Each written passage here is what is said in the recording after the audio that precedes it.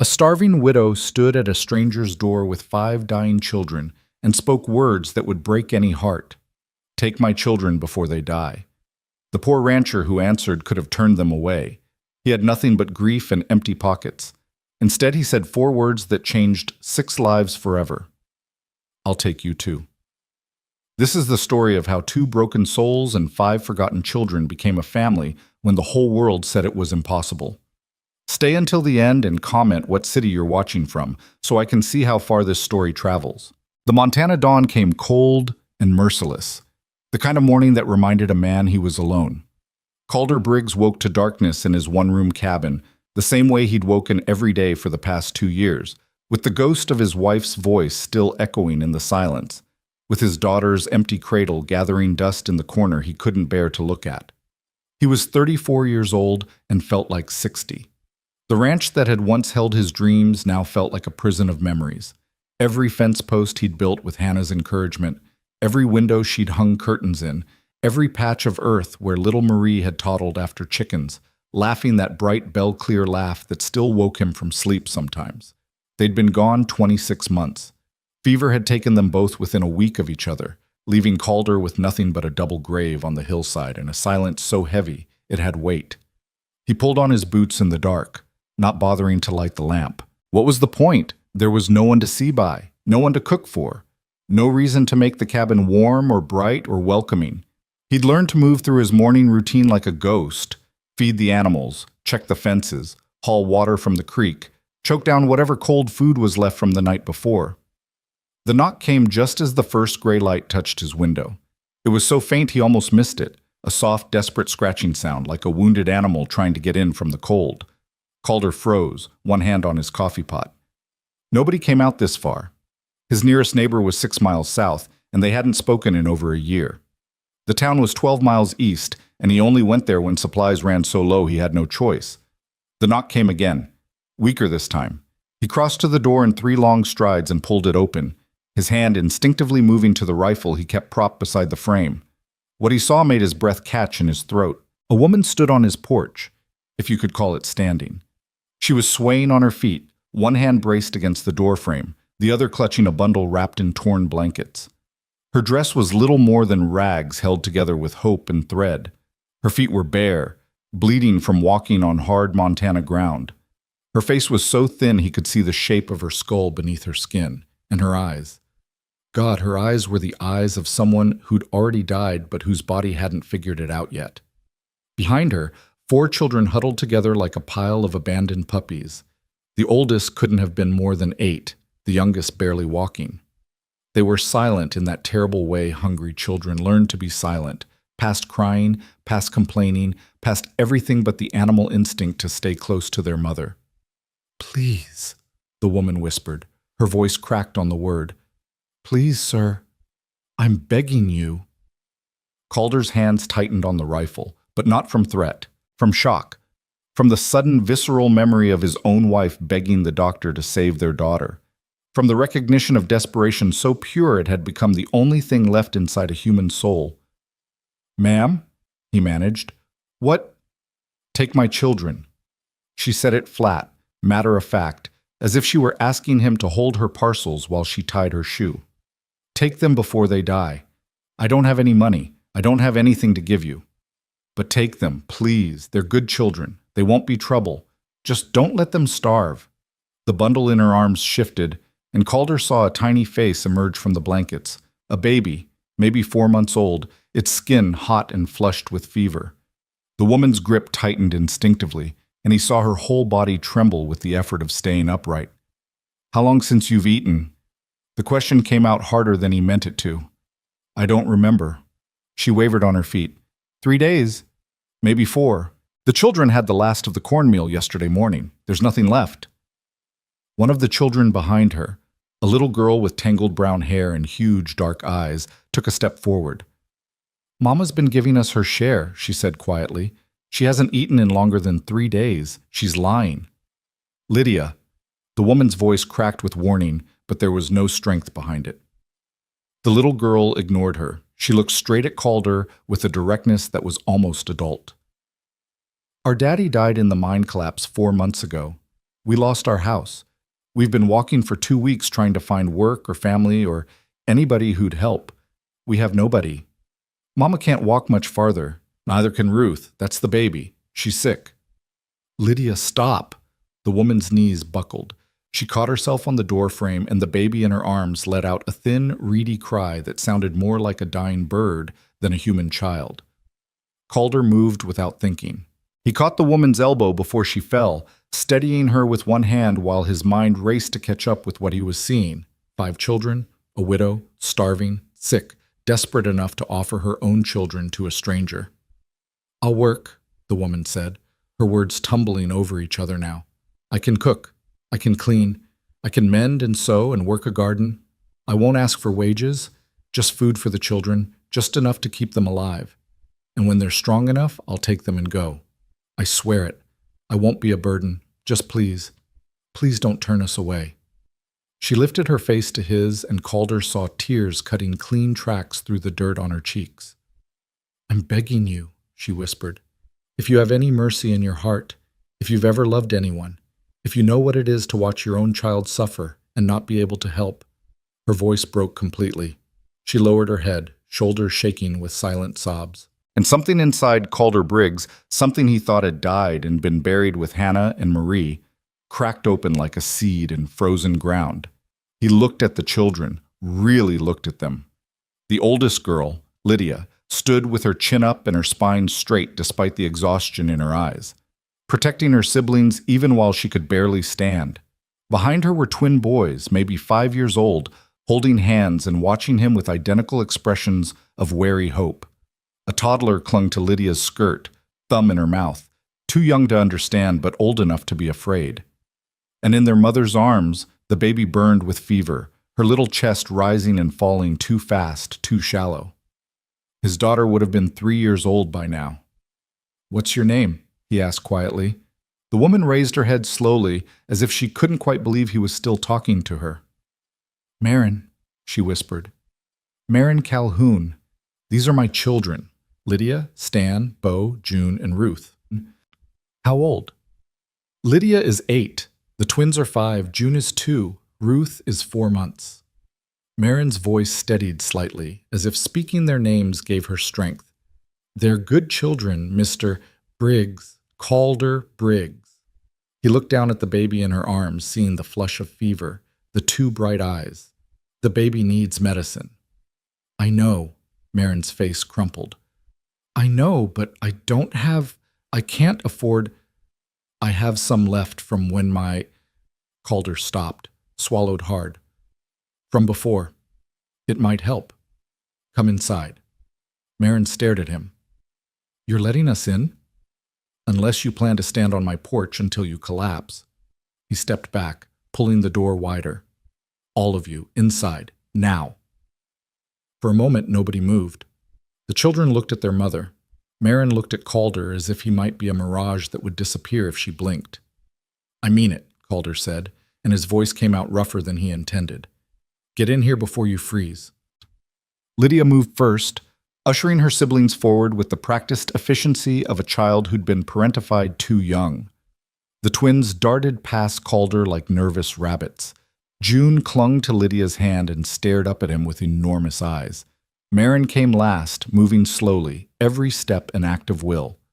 Calder closed the door behind them and turned to survey his suddenly crowded cabin. 6 people.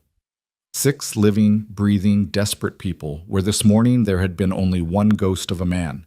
The children huddled together near the cold fireplace, silent and watchful. Marin stood in the middle of the room with the baby in her arms, swaying slightly, her eyes darting around as if cataloging escape routes. "Sit," Calder said, gesturing to the chair by the table, the only chair he owned. When Marin didn't move, he added more gently, "Please, before you fall down."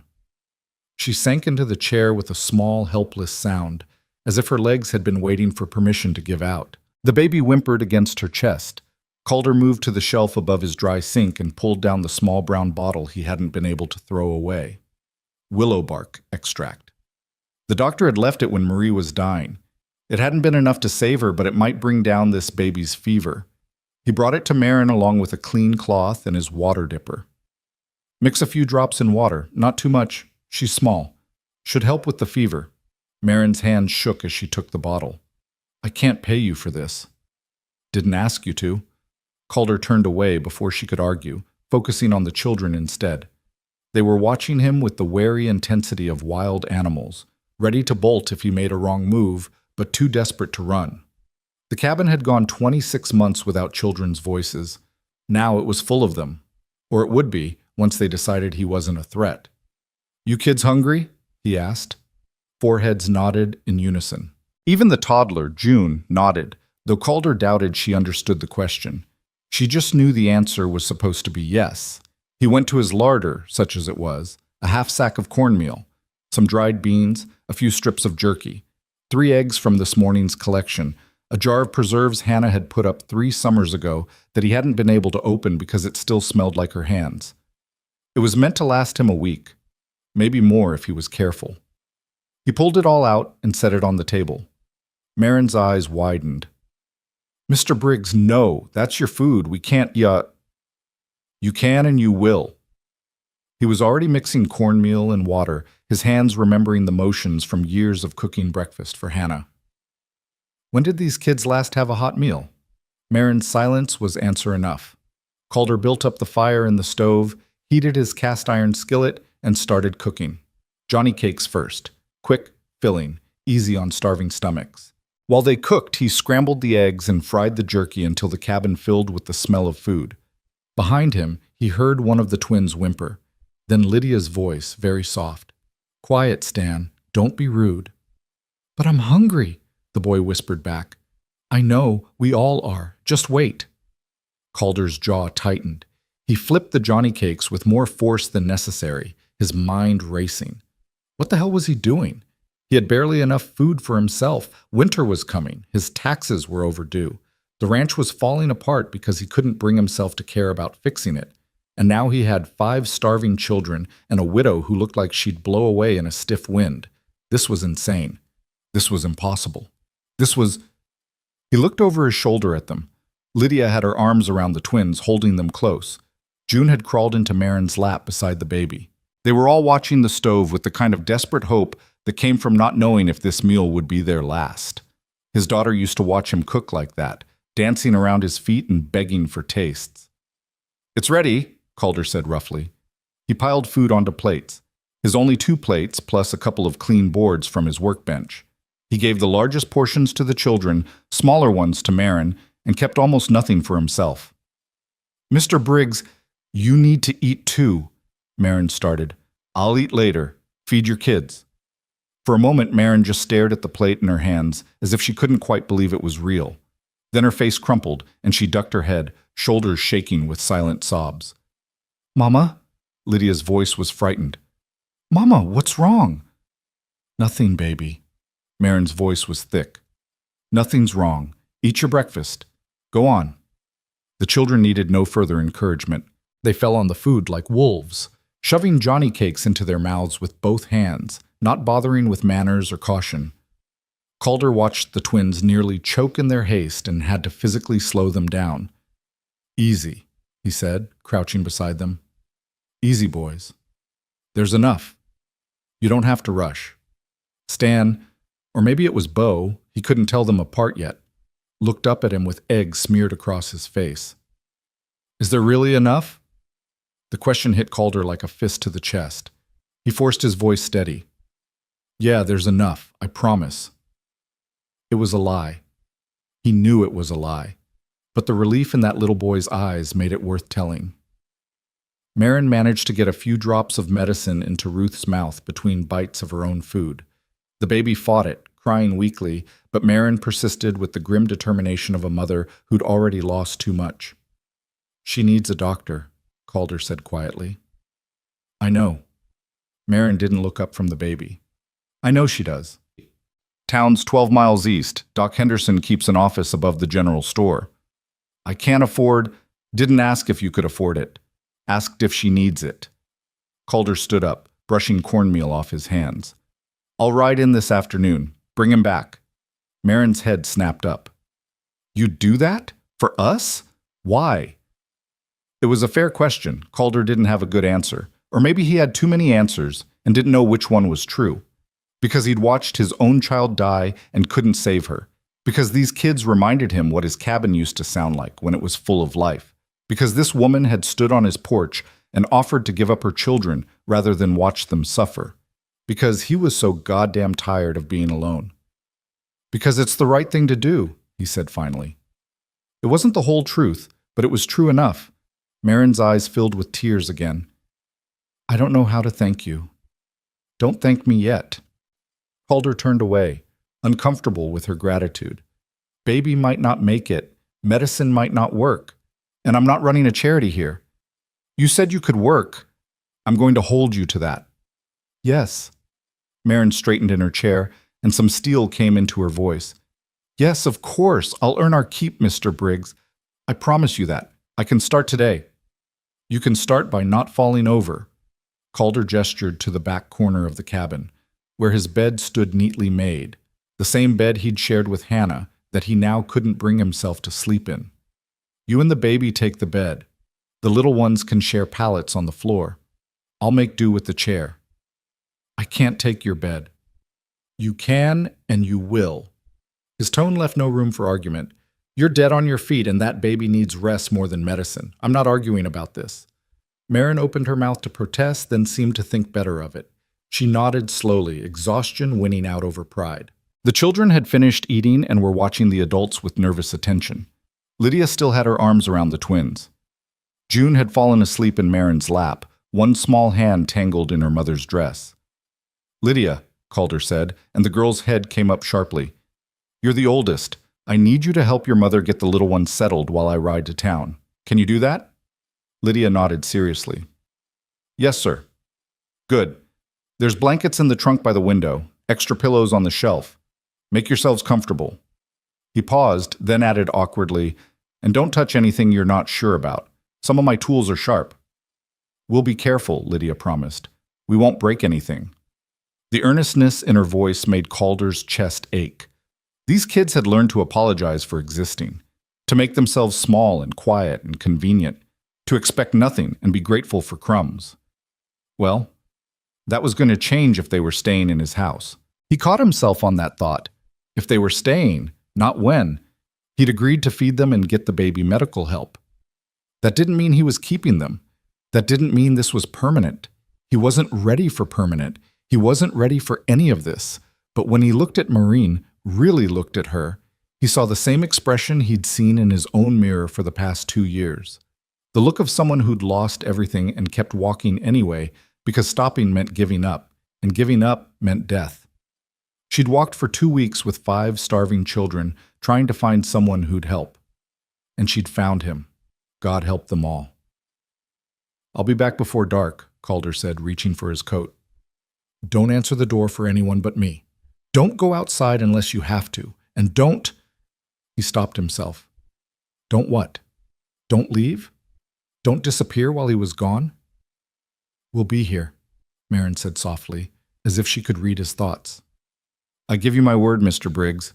We'll be here when you get back. Calder nodded once, sharp and quick, and headed for the door before he could do something stupid like believe her.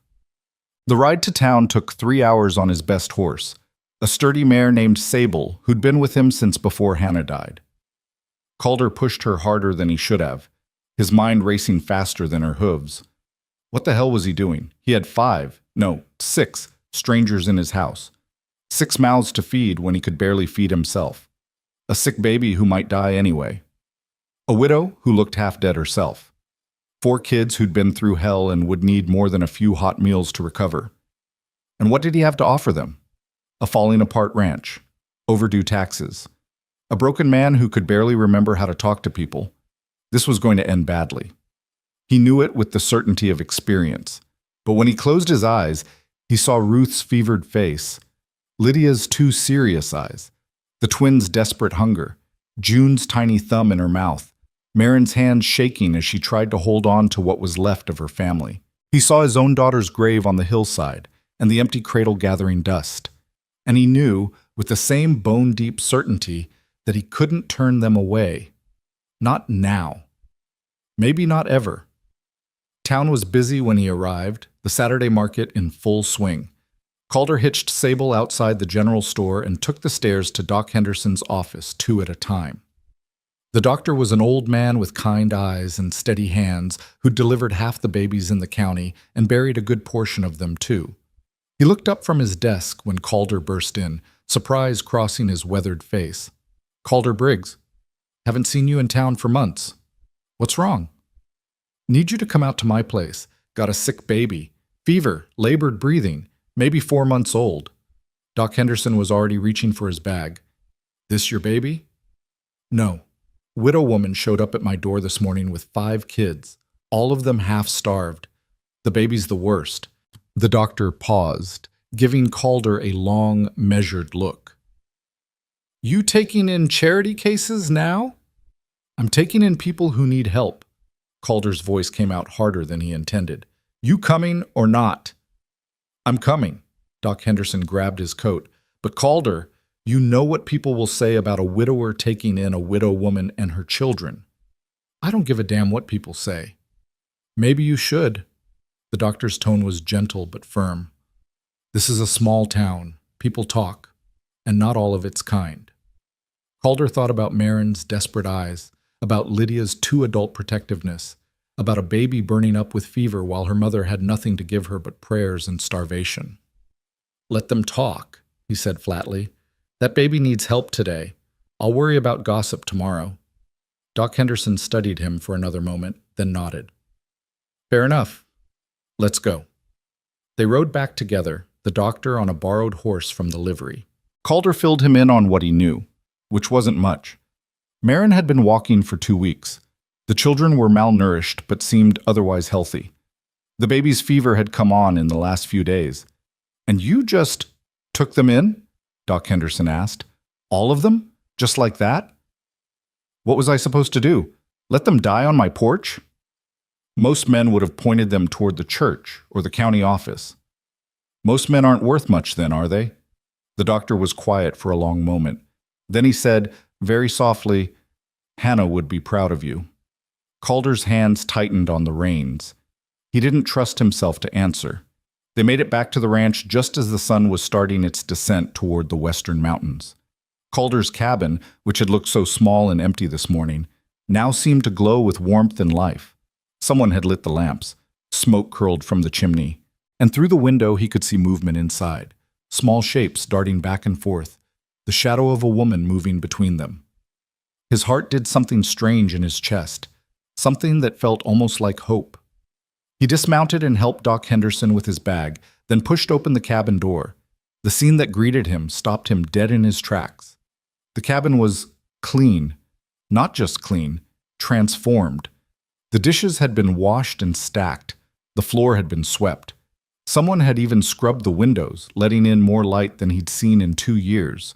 The blankets from the trunk were arranged into neat pallets near the fireplace, and the little ones were curled up on them, fast asleep despite the early hour. Marin sat in the rocking chair, Hannah's old rocking chair that he'd shoved into the corner because he couldn't bear to look at it, with Ruth in her arms. She was singing softly, some lullaby he didn't recognize, and the baby's breathing seemed easier than it had this morning. She looked up when they came in, and her whole face flooded with relief.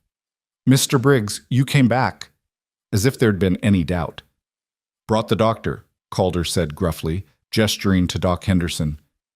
"Let him look at the baby." The examination was thorough but quick. Doc Henderson checked Ruth's temperature, listened to her breathing, examined her color and responses. When he finally sat back, his expression was cautiously optimistic. "Fever's broken some. Could be the medicine you gave her. Could be just her body fighting back. She's malnourished. They all are. But with proper food and rest, I think she'll pull through." He looked at Marin seriously. "You got to her just in time, ma'am. Another few days?" He didn't need to finish the sentence. Marin's eyes filled with tears. "Thank you," she whispered. "Thank you so much." "Thank Calder. He's the one who rode 12 miles to fetch me." Doc Henderson packed up his bag and stood. "I'll leave some more medicine and some instructions for feeding her. Build her strength up slowly. Don't overwhelm her stomach. Same goes for the other children. Little bits of food, often, until they can handle full meals. He pulled Calder aside while Marin tended to the baby. "You're doing a good thing here," he said quietly. "But you need to be careful. This town, people are going to have opinions about a man and a woman living together unwed." "They're not living here," Calder said automatically. "She just needed help with the kids." "And how long is just going to last?" Doc Henderson raised an eyebrow. "Because from where I'm standing, that woman's put down roots. Cleaned your whole cabin in an afternoon, got your fire going, made the place look like a home again." He paused. "When's the last time this place looked like a home, Calder?" Calder didn't answer.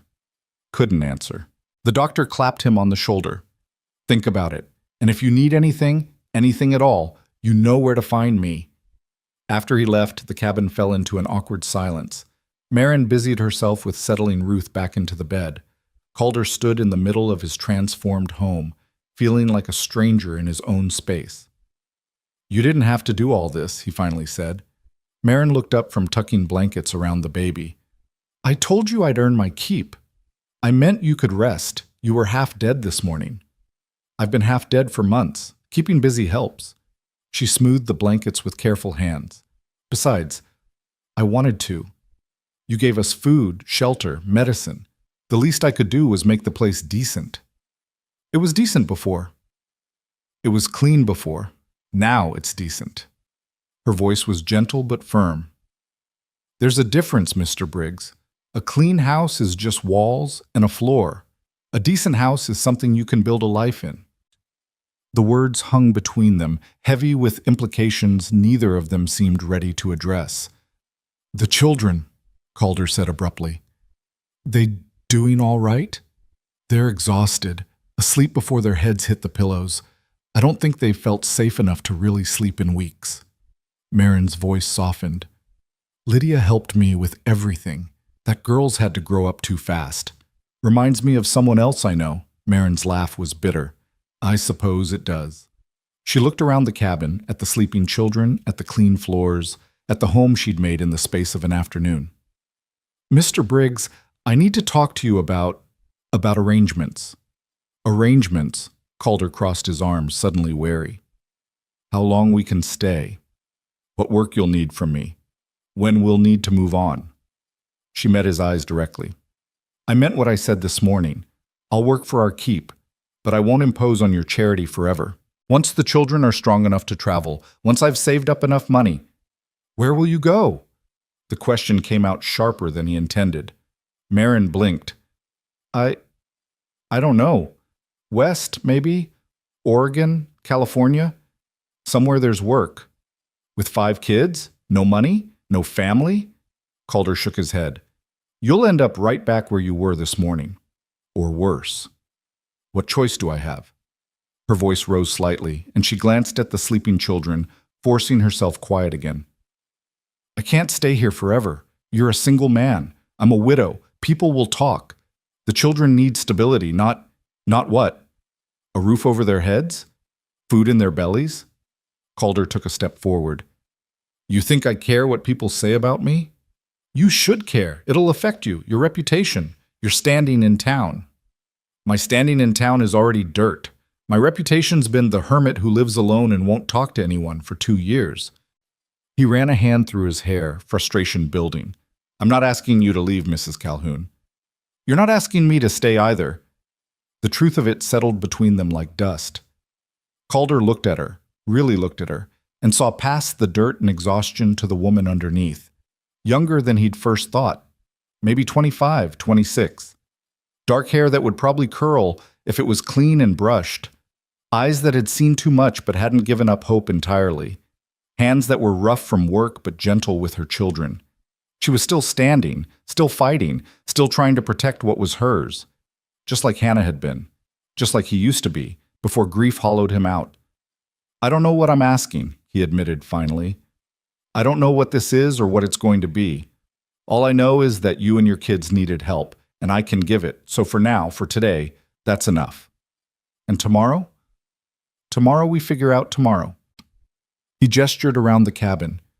"You've already made this place more of a home in 1 day than I've managed in 2 years, so maybe Maybe we just take it one day at a time, see what happens. Marin studied him for a long moment, her expression unreadable. Then, slowly, she nodded. One day at a time, she repeated softly. I can do that. Good. Calder moved toward the door, suddenly needing air. I'll bed down in the barn tonight, give you and the kids more room. Mr. Briggs, it's fine, I've slept in worse places. He paused with his hand on the door. Lock this behind me. Don't open it for anyone but me. Will you be warm enough out there? The question, simple, concerned, domestic, hit him like a physical blow. When was the last time someone had asked if he'd be warm enough? If he'd eaten enough? If he was all right? I'll be fine, he managed. Get some rest, Mrs. Calhoun. Marin, she said quietly, if we're living under the same roof, even temporarily, you might as well call me Marin. Marin. The name felt strange on his tongue. Foreign. Like speaking a language he'd forgotten. Calder. She smiled, just a small, tired thing, but it was the first real smile he'd seen from her.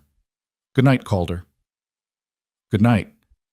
He slipped out into the cold Montana evening and stood for a moment on his own porch, looking up at the stars scattered across the darkening sky. Inside the cabin, he could hear soft sounds, a baby's murmur, a child's sleepy question, Marin's gentle answer, the sounds of a family. His cabin, his empty, silent, grief-filled cabin, was full of life again. And Calder Briggs stood alone in the dark, wondering if he was saving these people or if, somehow, they were saving him. The barn was colder than Calder remembered, but he didn't mind. He'd spent plenty of nights out here over the past 2 years, nights when the cabin felt too full of ghosts, when Hannah's absence screamed louder than any presence could. Tonight was different, though. Tonight he wasn't running from memories. He was making space for something new, something fragile and uncertain that he didn't quite know how to name yet. He bedded down in the hayloft with a couple of old horse blankets, listening to Sable shift in her stall below and the wind whistle through the gaps in the boards. Sleep came in fits and starts, his mind too busy cataloging everything that had changed in the span of a single day. This morning he'd been alone. Tonight there were 6 other people sleeping under his roof, or rather, he was the one not sleeping under his roof anymore. The irony wasn't lost on him. When dawn broke, pale and cold, Calder was already up and moving. He milked the cow, a temperamental old girl named Bess who'd stopped producing much after Hannah died, as if she too was grieving. This morning, though, she seemed calmer, and the milk came easier. Maybe she could sense the change in the air. Maybe Calder was just imagining things. He carried the milk pail back to the cabin and paused outside the door, suddenly uncertain.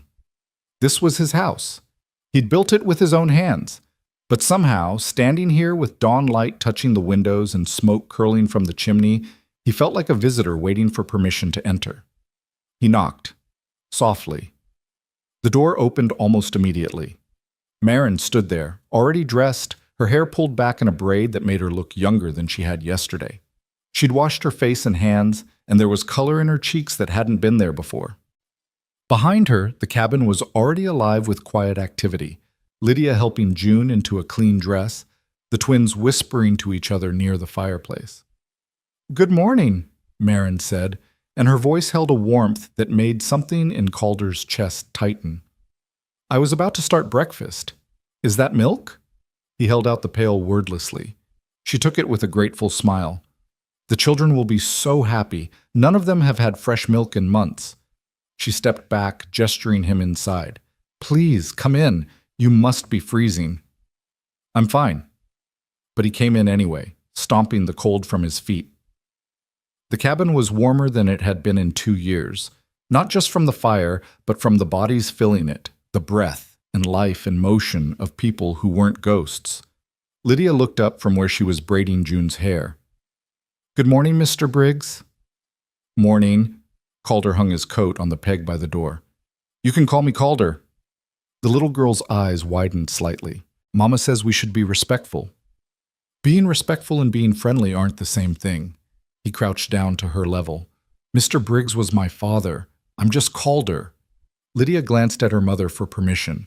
Marin nodded, and the girl's serious face softened into something almost like a smile. "Okay. Calder." The twins were less shy. They'd been examining his work tools in the corner, careful not to touch, just looking, and now they rushed over with identical expressions of excitement. "You got a real forge out in the barn," one of them said breathlessly. "We saw it through the window. And hammers and tongs and everything," the other added. "Do you make things? Can you show us?" "Stand, Bo. Don't pester him," Marin called from where she was mixing cornmeal batter. "Mr. Briggs, Calder, has work to do." "It's all right." Calder found himself almost smiling. "Yeah, I work metal sometimes. Fix tools, make horseshoes, whatever needs doing. Maybe I'll show you later if you're good." The boys lit up like Christmas morning. They scampered back to their corner, whispering excitedly to each other about forges and fire and all the things little boys found magical. Breakfast was cornmeal mush with fresh milk and a precious spoonful of honey that Calder had been saving. The children ate with slightly better manners than yesterday. Still hungry, still eager, but not quite so desperate. Ruth was awake and fussy, but seemed stronger. Her fever had broken completely overnight, and she nursed from Moran with more vigor than before. "The medicine worked," Marin said quietly, catching Calder watching. "I can't thank you enough. Doc Henderson did the work. I just rode to town." "You did more than that." She shifted Ruth to her other arm. "You opened your door. Most people wouldn't have." Calder didn't know what to say to that, so he said nothing. He finished his breakfast and stood, reaching for his coat. "I need to check the fences in the north pasture. Probably be gone most of the morning." "We'll be here." Marin's voice was steady. "Sure. I thought I might tackle the garden plot today, if that's all right. Get it ready for spring planting. Garden's been dead for 2 years. Might not be worth the effort." "Everything's worth the effort if you're willing to work for it." She met his eyes with quiet determination. "And I am willing to work, Calder. I meant what I said." He nodded slowly. "Tools are in the barn. Take whatever you need." Outside, the morning was clear and cold. Calder worked his way along the fence line, replacing broken posts and restringing wire where the cattle had pushed through. It was mindless work, the kind that let his thoughts wander. He kept thinking about the cabin, about the sounds of children's voices and the smell of breakfast cooking and the way Marin had smiled when she opened the door, about how strange it felt to come home to people instead of emptiness. Part of him wanted to run, to tell Marin to take the kids and leave before this got complicated, before he started depending on those sounds and smells and smiles. But another part of him, the part that had been silent and cold for 2 years, was waking up. And it was hungry for exactly what he was most afraid of. When he came back at midday for water and a quick meal, he found the garden plot transformed. Marin had cleared away 2 years of dead growth and weeds, turned over the soil, and marked out neat rows for planting. She was on her knees in the dirt, her dress tied up to keep it clean, her face flushed with exertion. Lydia was helping her, carrying rocks to the edge of the plot. The twins were supposed to be helping too, but they'd gotten distracted chasing a frog. June sat nearby, playing with pebbles and talking to herself in that nonsensical way toddlers had. It looked like a family. It looked like a life. Calder's throat tightened. Marin looked up and saw him standing there. She wiped dirt from her forehead, leaving a smudge behind. "We're making progress. Soil's better than I expected. We could have vegetables by summer if we plant soon." "We." The word stuck in his mind. Not you or I, but we. As if she was already thinking of this as a shared endeavor. As if she'd already decided to stay. "I mean," Marin caught herself, color rising in her cheeks. "If we're still here by summer, if you want us to be." "Do you want to be?" The question came out before Calder could stop it. Marin sat back on her heels, studying him. Around them, the children played and worked, oblivious to the weight of the conversation happening over their heads. "I want my children to be safe," she said carefully. "I want them to have enough to eat and a roof over their heads and a chance to be children again instead of just survivors. If that means staying here, if you're offering that, then yes, I want to be here. And if I'm not offering it, then I'll be grateful for every day you give us and move on when you say it's time." Her voice was steady, but her hands trembled slightly as she brushed dirt from her skirt. "I won't impose where I'm not wanted, Calder. I've got too much pride for that. But I also won't lie and say I want to leave. Not when this is the first place that's felt safe since my husband died." The honesty of it knocked the breath out of him. He wasn't used to people being direct anymore. Wasn't used to anyone caring what he thought or felt. "You can stay," he heard himself say, "long as you need to." Marin's whole face softened. "Thank you. But we need to talk about practical things, food, supplies, money." He ran a hand through his hair. "I've got enough to get us through maybe another week if we're careful. After that, I need to figure out how to stretch what we've got." "I can help with that. I'm good at making little go far. Had to be." Marin stood, brushing dirt from her knees. "And I can work. Not just here at the ranch, but in town if need be. I can take in sewing, laundry, whatever people need. Town's 12 miles away. I can walk it." "Not with 5 kids you can't." Calder shook his head. "We'll figure something out. Just let me think on it." That afternoon, while the children napped and Marin worked on mending clothes she'd found in his trunk, Hannah's old dresses, though he didn't tell her that, Calder sat at the table and did the math. It wasn't good. His savings were nearly gone. The ranch was barely producing enough to keep one man alive, let alone 7 people. He owed back taxes. The bank was making noises about the mortgage, and now he had 6 more mouths to feed.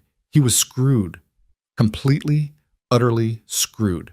But when June woke from her nap and toddled over to him, thumb in her mouth, and climbed right up into his lap as if she'd known him her whole life, Calder found he didn't care about the math anymore. The little girl settled against his chest, her head tucked under his chin, and went right back to sleep. She was warm and solid and real, and she trusted him completely without question or hesitation. Marie used to do this. Used to crawl into his lap and fall asleep while he worked on his ledgers or read by lamplight. His eyes burned. He blinked hard and kept his breathing steady so he wouldn't wake her. Across the room, Marin had stopped sewing. She was watching them with an expression Calder couldn't quite read, something soft and sad and hopeful all at once. "She doesn't usually warm up to strangers that fast," Marin said quietly. "Maybe I'm not a stranger anymore." "No." Marin's voice was almost a whisper. "I suppose you're not." The next few days fell into a rhythm that felt both strange and natural. Calder worked the ranch, fences, livestock, repairs that had been neglected for too long. Marin worked the house and garden, transforming both with an efficiency that spoke of years of practice. The children slowly came back to life, filling out, gaining strength, learning to laugh again. Lydia followed Calder around like a shadow, asking questions about everything. How did the cattle know where to go? Why did the fence posts need to be set so deep? What kind of wood was best for building? She had a sharp mind and a hunger to learn that reminded him painfully of himself at that age. The twins were harder to manage. They had energy that came from finally being fed regularly, and they got into everything. Calder found them in the forge one afternoon, trying to light the fire themselves. Another time, they'd climbed onto the roof of the barn and couldn't figure out how to get down. Marin apologized profusely each time, but Calder found himself more amused than angry. "Boys will be boys," he said, helping stand down from the barn roof while Bo watched from above. "I did worse at their age." "Did your father tan your hide for it?" Marin asked. "Every time. Didn't stop me, though." "Then what did?" Calder thought about it. "Growing up, I guess. Learning that actions have consequences. That kind of thing takes time."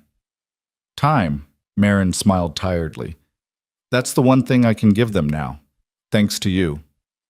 By the end of the first week, the children had claimed the cabin as home. They knew which floorboards creaked, where the mouse hole was in the corner, how to work the pump at the sink. They'd named the chickens and learned to collect eggs without breaking them. Stan and Bo had made friends with Sable, sneaking her treats and brushing her mane until it shone. Ruth was thriving. Her fever stayed gone, and she was putting on weight, her little face filling out. She'd started smiling, real smiles, not just gas, and the sound of her baby laughter filled the cabin like music. Calder caught himself smiling more, talking more, coming inside for meals instead of eating alone in the barn.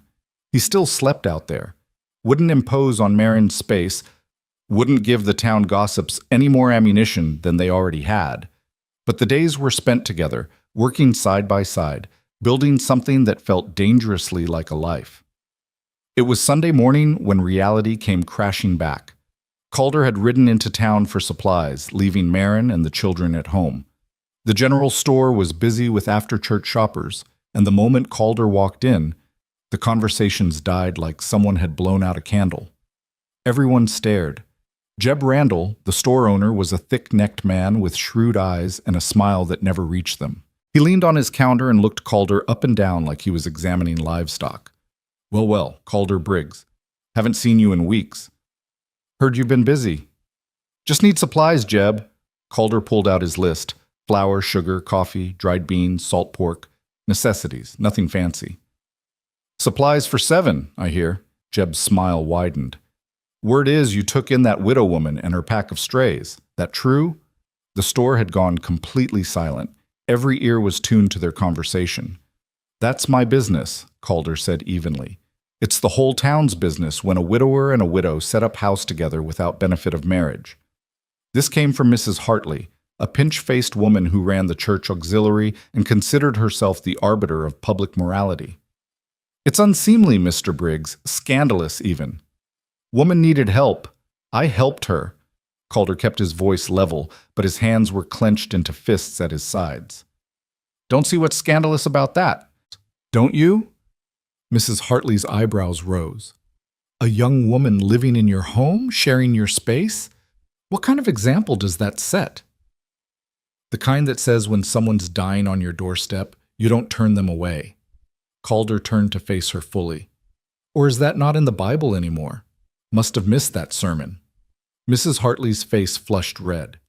Don't you dare quote scripture at me. Then don't you dare judge me for doing what's right. Calder's voice rose despite his best efforts. That woman walked for 2 weeks with 5 starving children trying to find help. You know where she went first? The church. Know what they told her? That they didn't have resources for wanderers. So she kept walking, and she ended up at my door because I was the only person who didn't slam it in her face. The silence in the store was thick enough to cut with a knife. Reverend Morrison, who'd been standing quietly by the pickle barrel, cleared his throat. Mr. Briggs, I'm sure Mrs. Hartley meant no offense. Didn't she? Calder looked at the Reverend. Because it sounds to me like she's more concerned about appearances than about 6 people who almost starved to death. We have to maintain standards, Mrs. Hartley insisted. Moral standards. What you're doing, living with that woman unwed, it sets a bad precedent. You know what sets a bad precedent? Calder's voice dropped to something cold and dangerous. Letting children die because you're too worried about gossip to help them. He turned back to Jeb. You going to sell me these supplies or not? Jeb's expression had gone calculating. He looked at the list, then at Calder, then at the list again. Supplies cost money, Calder. You got money? I've got credit here, have for 5 years. Had credit, past tense. Jeb folded his arms. But that was when you were buying for 1. This is buying for 7. That's a different proposition. What are you saying? I'm saying I need payment up front. Cash money. No more credit. The store erupted in whispers. Calder's jaw clenched so tight his teeth ached. You know I don't have cash right now. Harvest won't come in for months. Then I guess you'll have to figure something out. Jeb's smile was cruel. Can't run a business on charity, Calder. Especially not for people who aren't even your responsibility. They're human beings who needed help. They're a burden. And now they're your burden. Jeb leaned forward. Tell you what. You come back when you've got real money or when you've sent that woman and her brood on their way, and we'll talk about credit again. Until then, my hands are tied. Calder stood frozen, rage and humiliation warring inside him. Every eye in the store was on him, judging, condemning, finding him wanting. He turned and walked out without another word. The ride home was the longest 12 miles of his life. No supplies, no food. Nothing but the crushing weight of reality settling on his shoulders like a yoke. He'd been a fool. A romantic fool who thought good intentions could substitute for practical planning. Marin and the children were depending on him, and he'd just failed them spectacularly. When he got home, Marin took one look at his face and sent the children outside to play. What happened? She asked quietly. Calder told her. All of it. The stares, the gossip, Jeb's refusal to extend credit. The town's judgment laid bare. Marin listened in silence, her face growing paler with each word. When he finished, she was quiet for a long moment. "It's because of me," she finally said. "Because I'm here. Because people think we're—" She couldn't finish the sentence. "It's because people are small-minded and cruel. It's because they're not wrong." Marin stood abruptly, pacing to the window.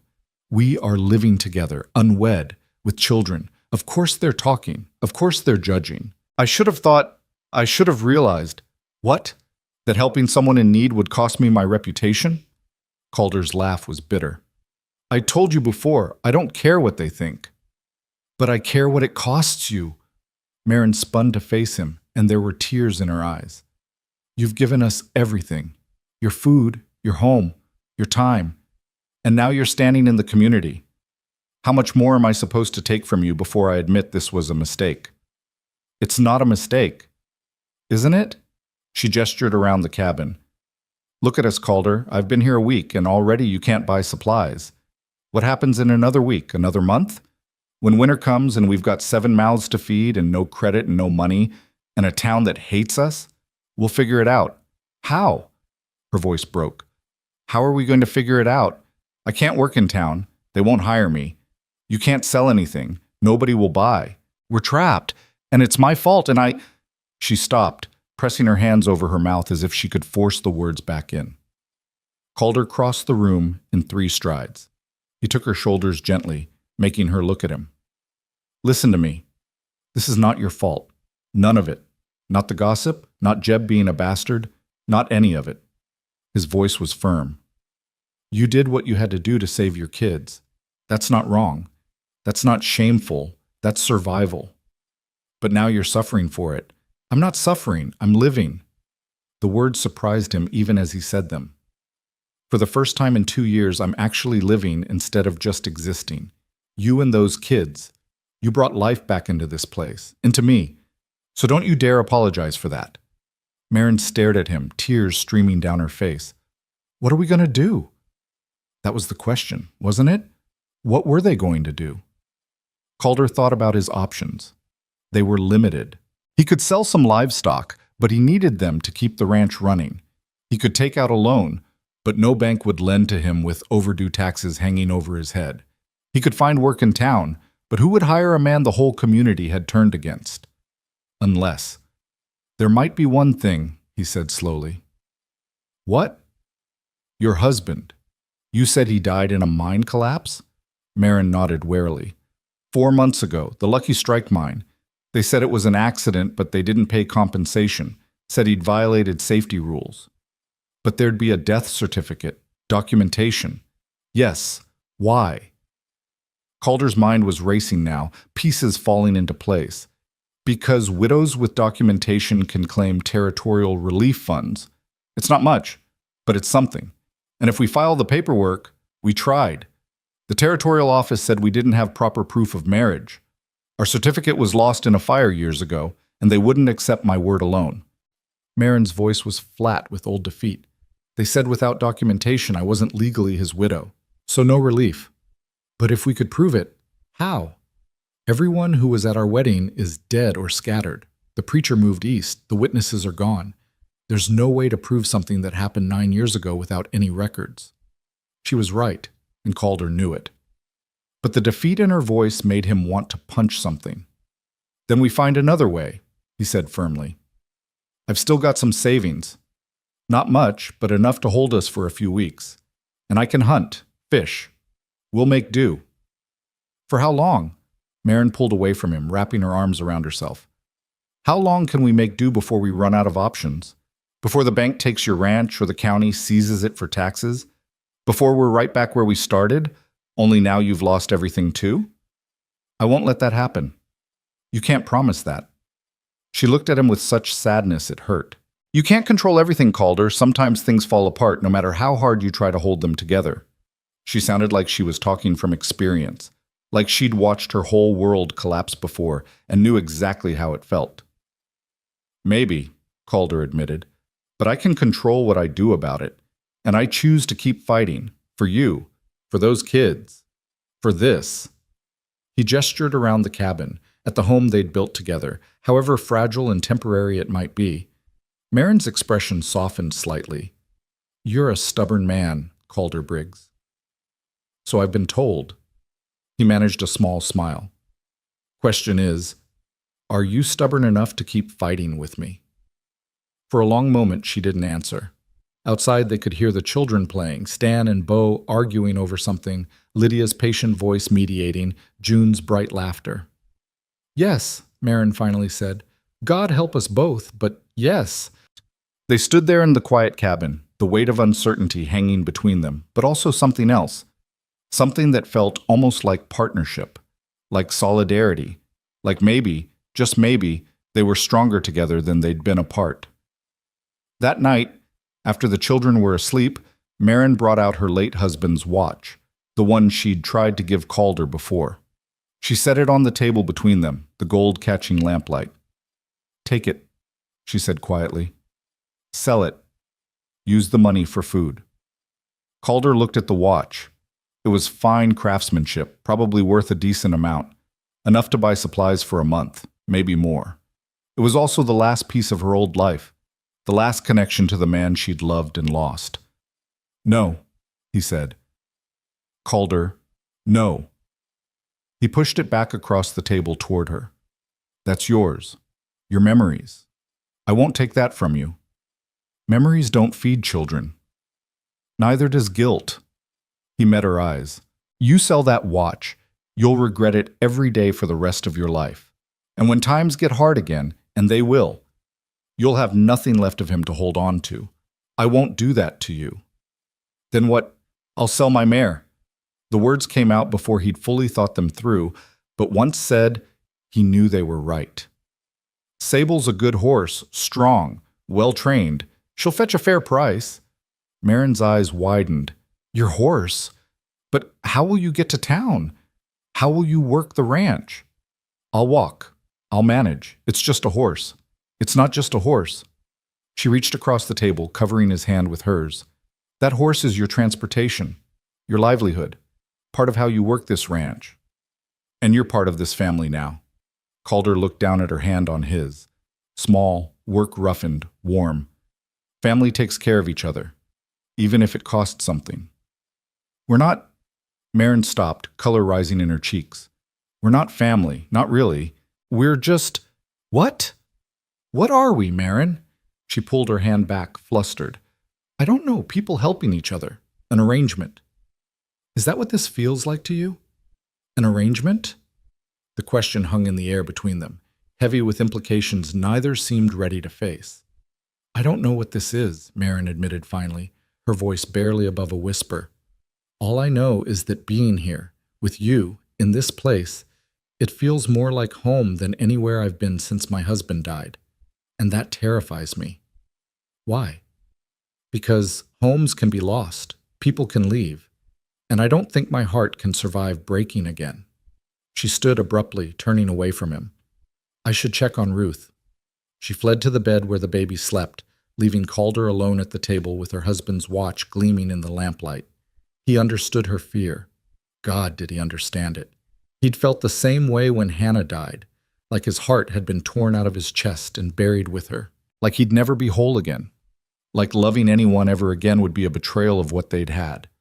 But watching Marin with her children, seeing her smile when she thought no one was looking, hearing her laugh at something Stan said, it made him want to be whole again, made him want to risk his heart one more time, even if it scared him half to death. The next morning, Calder rode Sable into town before dawn. He didn't tell Marin where he was going, didn't want to see the guilt in her eyes or hear her try to talk him out of it. The livery stable was run by an honest man named Pete Dawson, who'd always been fair in his dealings. When Calder explained what he needed, Pete examined Sable with the careful attention of a man who knew horses. "She's a fine animal," Pete said, running his hands down her legs, checking her teeth and hooves. "Sound, well-trained, good temperament. I can give you $80 for her." It was a fair price. More than fair, actually. But it still felt like selling a part of himself. "Make it 100, and we have a deal," Calder heard himself say. Pete raised an eyebrow. "You're in no position to negotiate, Briggs. Everyone knows you're desperate." "Maybe. But you also know this horse is worth more than 80. She's the best mare you'll see this year, and we both know it." They stared at each other. Finally, Pete grinned. 90, final offer. Deal. They shook hands, and Pete counted out the money in cash. Calder tucked it into his pocket, said goodbye to Sable with a throat too tight for words, and started the long walk home. It was 12 miles. In the growing heat of the day, with no water and no shade for most of the journey. By mile 6, Calder was regretting every decision that had led him to this moment. By mile 8, he was fantasizing about water. By mile 10, his feet were blistering in his boots and his head was pounding from sun and dehydration.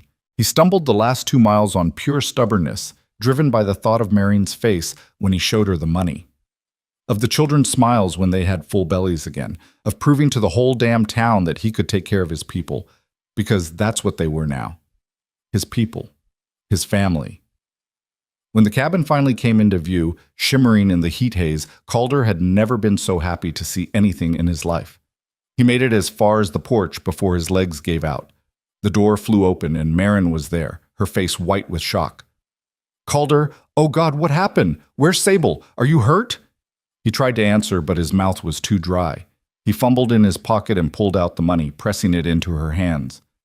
$90, he managed to rasp. "Should hold us for a while." Marin stared at the money, then at him, then back at the money. "You sold her," she whispered. "You sold your horse." Needed the money. "You walked 12 miles in this heat. I'm fine." "You're not fine, you stubborn fool. You're half dead." Her voice rose to something close to a shout. "Lydia, bring water! Quick!" The children came running, their faces frightened. Lydia brought the water dipper with shaking hands. Marin held it to Calder's lips, supporting his head with her other hand, and he drank in desperate gulps.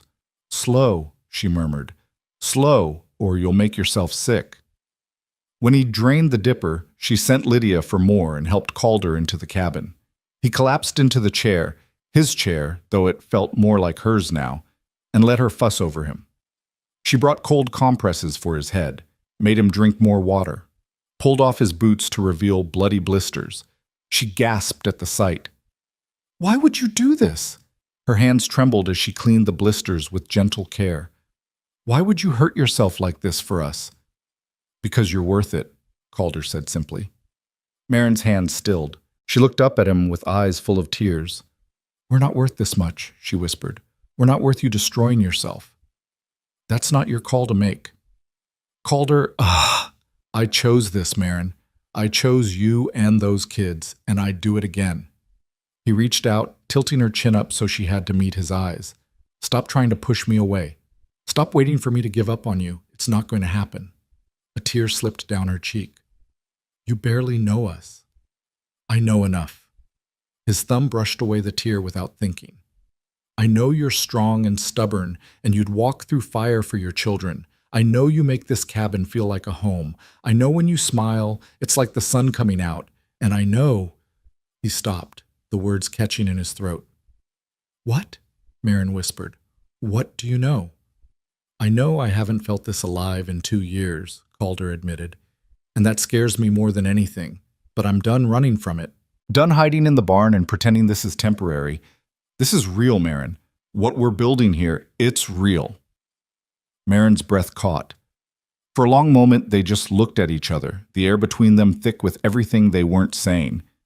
Then June toddled over and climbed into Calder's lap, completely oblivious to the tension. She patted his cheek with one chubby hand. "Hungry," she announced. The spell broke. Marin laughed, a wet, shaky sound, and wiped her eyes. "Then let's get you fed, sweetheart." She stood, smoothing her skirt. "Calder, you rest. I'll make supper." "I can help. You can sit there and not fall over. That's all the help I need from you right now." He wanted to argue, but his body was done. He sat in the chair with June on his lap while Marin cooked, and the other children slowly crept closer, curious about what had happened. Stan was brave enough to ask, "Why did you sell your horse?" "Because your mama needed money for food." "But how will you get places without a horse?" "I'll walk, or maybe I'll get another horse someday. It's all right, son." Don't worry about it. The word son slipped out naturally, without thought. Stan's eyes widened and he looked at Bo, then back at Calder. Can we call you Pa? He asked hopefully. The question hit Calder like a physical blow. He looked at Marin, who'd frozen at the stove. Calder's voice came out rough. That's up to your mama, boys. Marin turned slowly. Her face was unreadable. We'll see, she said carefully. For now, why don't you call him Calder? Is that all right? The twins nodded, though Stan looked disappointed. That night, after the children were asleep, and Calder had finally convinced Marin that he was fine, just tired, they sat together at the table. The $90 sat between them, more money than either had seen in months, but also a reminder of what it had cost. Tomorrow, I'll go back to town, Marin said. Buy supplies while they're still willing to take cash. Take Lydia with you. She's smart. She'll remember what we need. And you'll rest? I'll try. Marin smiled slightly. You're a terrible liar. I know. They sat in comfortable silence, the lamplight casting shadows on the walls. Outside, an owl hooted. Inside, Ruth made small sleeping sounds. Calder? Marin's voice was quiet. Yeah? Thank you. For everything. For all of it. She reached across the table, taking his hand. I don't know how I'll ever repay you. You already have, Calder said, squeezing her fingers gently. Every day, just by being here. And in that moment, sitting in the warm cabin with her hand in his and the sounds of sleeping children around them, Calder Briggs realized something that terrified and exhilarated him in equal measure. He was falling in love with her, with all of them. And he had no idea what to do about it. The realization sat in Calder's chest like a stone for 3 days before he let himself examine it too closely.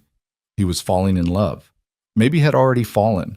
And the weight of that truth was both terrifying and strangely liberating, like standing at the edge of a cliff and choosing to jump. Marin and Lydia made the trip to town that Tuesday, taking the wagon Calder hitched to his remaining draft horse. They left before dawn and didn't return until late afternoon. The wagon bed loaded with flour, cornmeal, beans, salt pork, sugar, coffee, and lamp oil. Real supplies. Enough to last them through spring if they were careful. But Marin's face when she climbed down from the wagon told Calder the trip had cost more than money. What happened? He asked, helping her unload sacks of grain while Lydia took the younger children inside. Nothing. Marin's voice was too tight, too controlled. Just town being town. Marin. She stopped, her hands gripping a bag of flour so hard her knuckles went white. Mrs. Hartley made sure everyone in the store knew we were there. Made comments about that poor rancher supporting a woman and her whole brood and how it was charity gone too far. Jeb Randall took our money but made sure to count it twice, like he thought we might short him. And the church ladies, her voice cracked. They whispered the whole time, loud enough for me to hear, not loud enough for me to call them on it, about impropriety and sin and setting bad examples. Calder's jaw clenched. Did anyone say anything to Lydia? A few children stared. One boy called her charity case. Marin's eyes flashed with protective fury. Lydia just lifted her chin and ignored him. She's got more dignity than the whole town put together. But Calder, she's 8 years old. She shouldn't have to... Her composure crumbled. She set the flour down and pressed her hands over her face, shoulders shaking. Calder pulled her into his arms without thinking. She stiffened for a moment, then collapsed against his chest, sobbing quietly into his shirt. I'm ruining your life, she choked out.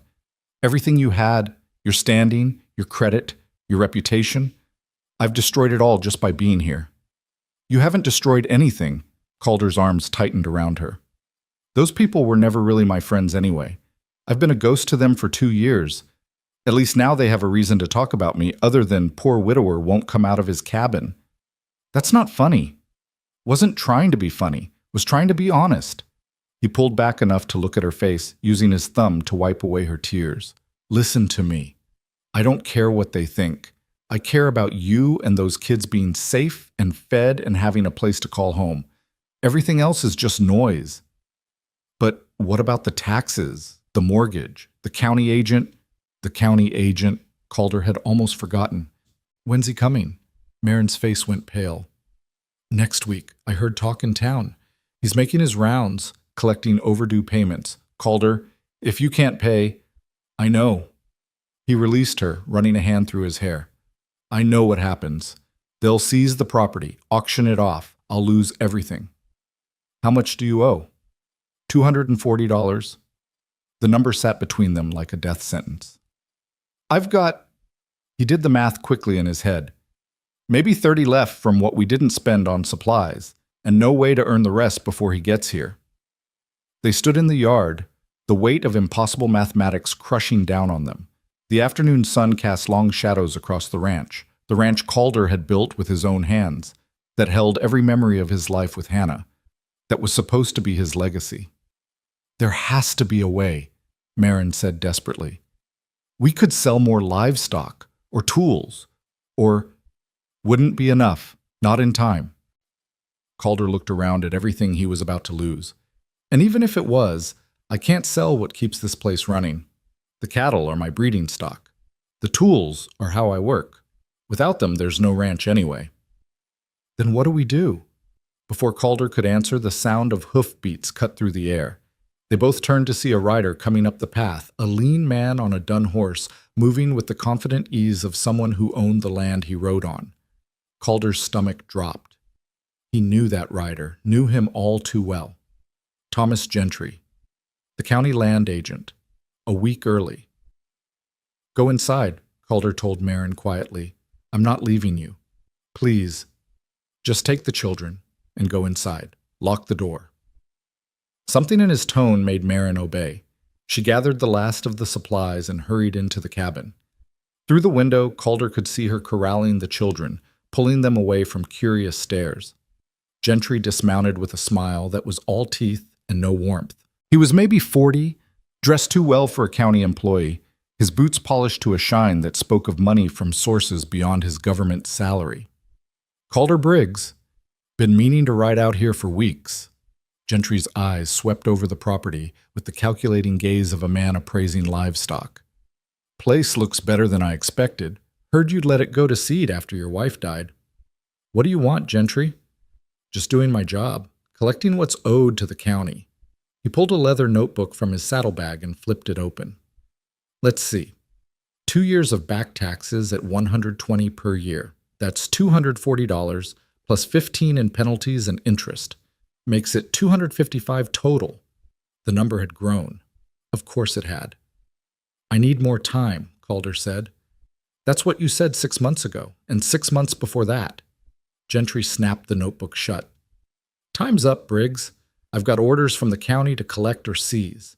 Those are my only options. I can get the money. Just give me until harvest. Harvest is 4 months away. I'm not authorized to wait that long. Gentry's eyes drifted to the cabin, where Marin's silhouette was visible through the window. Though I heard you've taken in some extra mouths to feed. Widow woman and her kids. That true? Calder's hands curled into fists. That's none of your business. It's county business when a man can't pay his taxes but can afford to support 6 extra people.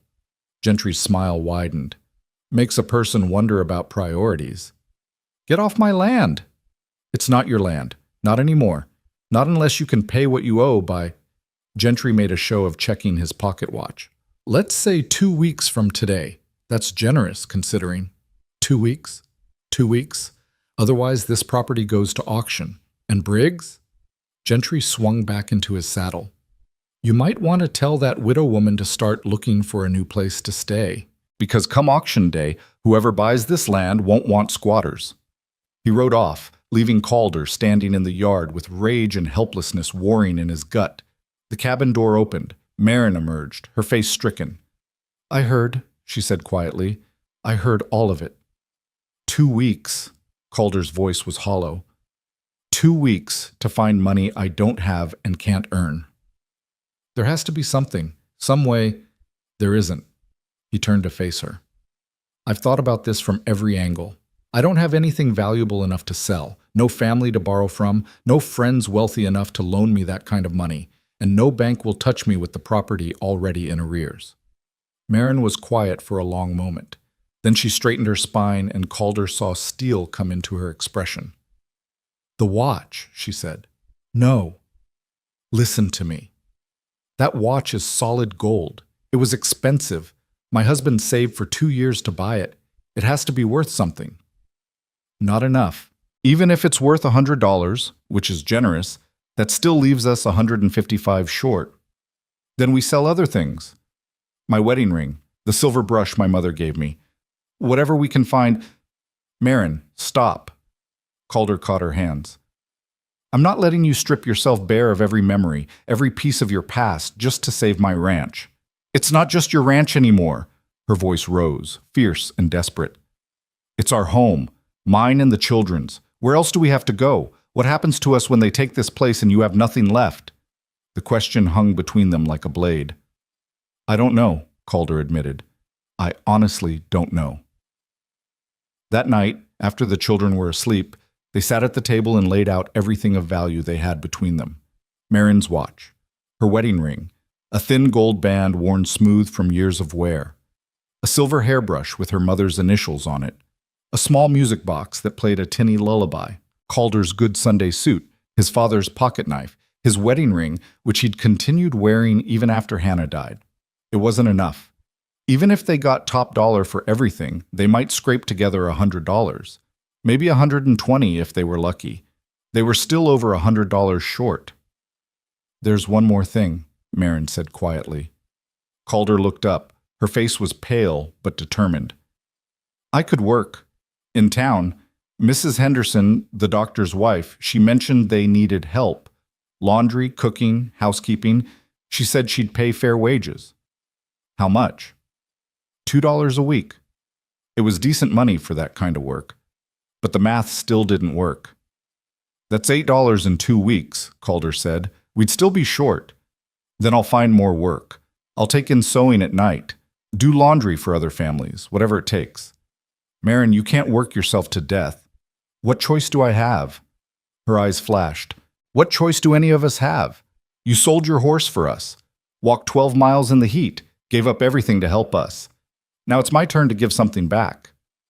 This isn't about keeping score. No, it's about family. She reached across the table and gripped his hand hard. You said we were family, that this was real, so let me act like it. Let me fight for this too.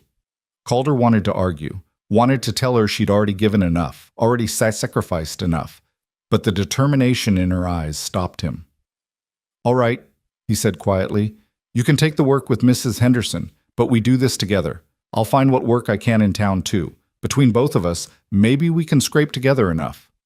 Together, Marin agreed. They sealed it with a handshake that turned into something more. Fingers intertwining, palms pressed together, both of them holding on like drowning people clutching a lifeline. The next morning, Marin left for town before dawn. She'd arranged with Mrs. Henderson to work 6 days a week, staying overnight on the long days so she wouldn't have to make the journey twice. Lydia would manage the younger children during the day, with Calder checking in between his own attempts to find work. Watching Marin walk away with a small bundle of her things and fear in her eyes was one of the hardest things Calder had ever done. Will Mama come back? June asked, her small hand slipping into Calder's. Yes, sweetheart, she'll come back. She promised. When? Soon. It wasn't soon enough. The house felt wrong without Marin in it. Too quiet, despite the children. Lydia did her best, cooking simple meals and keeping the younger ones occupied, but she was still a child herself. The weight of responsibility sat heavy on her small shoulders. Calder found work where he could. A day of fence repair for a neighbor, shoeing horses at the livery, splitting wood for the widows on Church Street. Every job paid pennies, but pennies added up. He worked until his hands bled and his back screamed, coming home each night to collapse in the barn, with barely enough energy to eat the simple dinner Lydia saved for him. The twins started acting out. Without their mother's steadying presence, they got into everything. Knocked over the butter churn, let the chickens out of their coop, nearly set the barn on fire trying to help with the forge. Calder found himself yelling more than he meant to, his patience worn thin by exhaustion and fear. On the third day, Ruth developed a cough.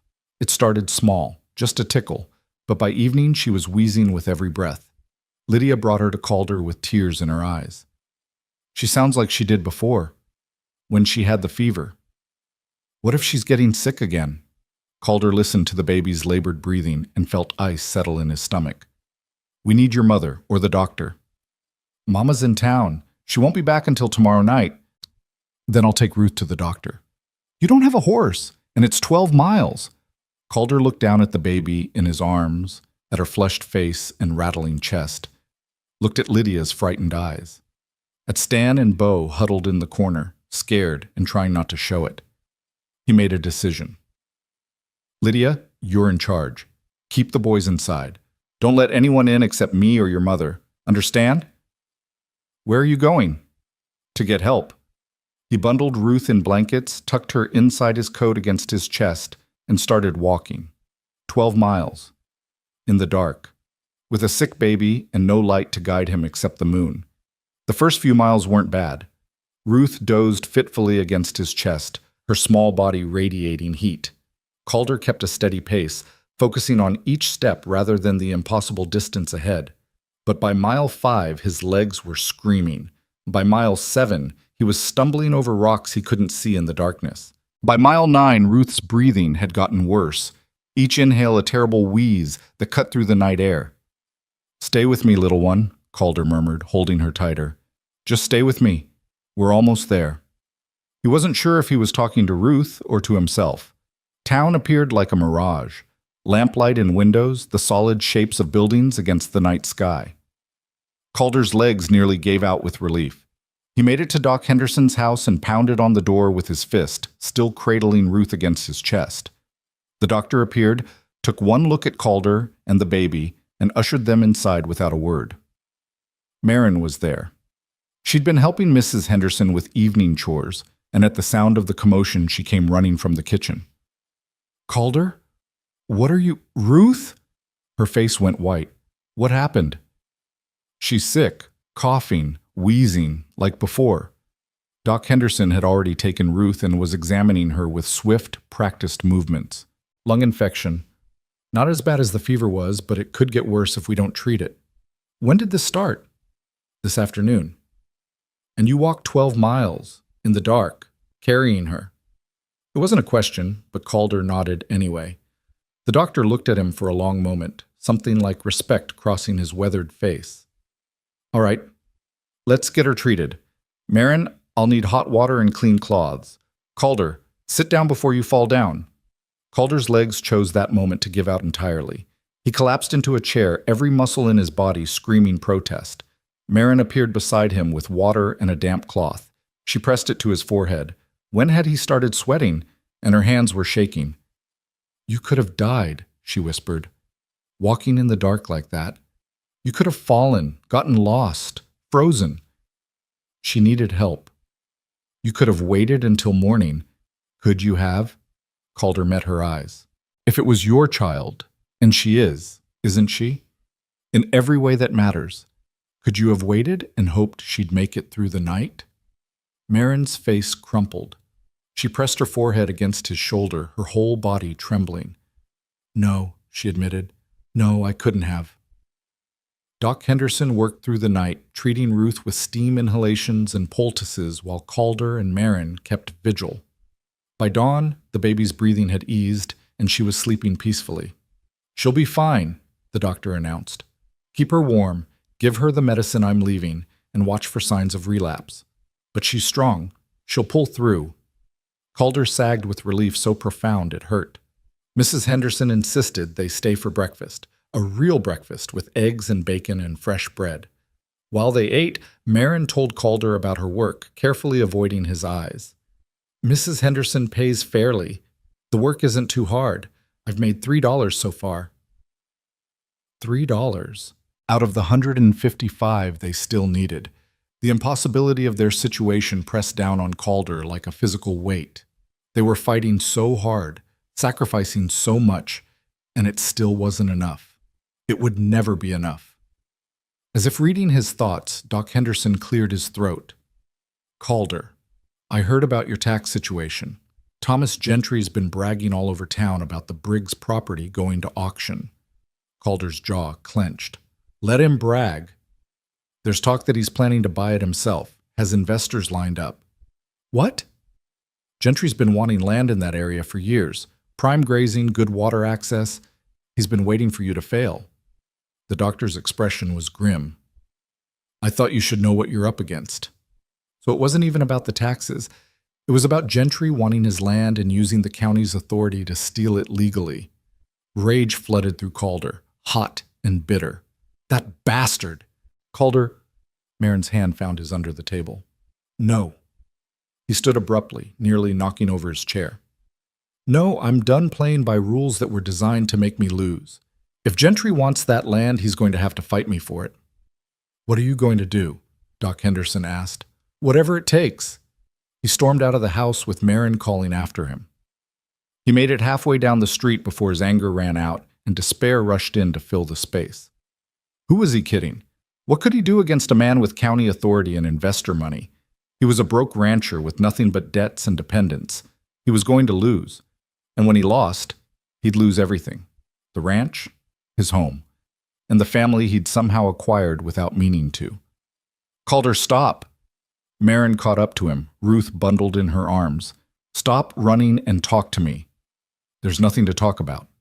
His voice came out flat, defeated. We can't win this. I can't win this. Since when do you give up? I'm not giving up. I'm being realistic. Realistic? Marin's laugh was sharp. You walked 12 miles carrying my baby because she needed help. You sold your horse so we could eat. You've worked yourself half to death trying to earn enough to save your land. That's not realistic. That's stubborn and reckless and completely insane. Exactly my point. I'm insane for thinking any of this could work. No. She grabbed his arm, forcing him to look at her. You're insane for thinking you have to do it alone. We're in this together, remember? You and me. All of us.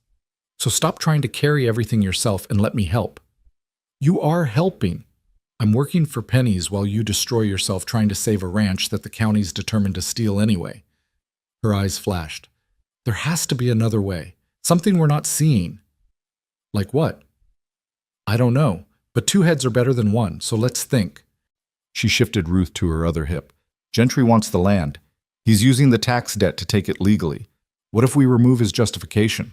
How? We can't pay the taxes. But what if we could prove corruption? If Gentry's planning to buy the land himself after seizing it for the county, that's a conflict of interest. Maybe illegal. Calder stared at her. You think we could prove that? Maybe. If we asked the right questions, talked to the right people. Marin's mind was clearly racing. Doc Henderson said Gentry's been talking about it. Who else has he talked to? Who else knows about his plans? Probably half the town.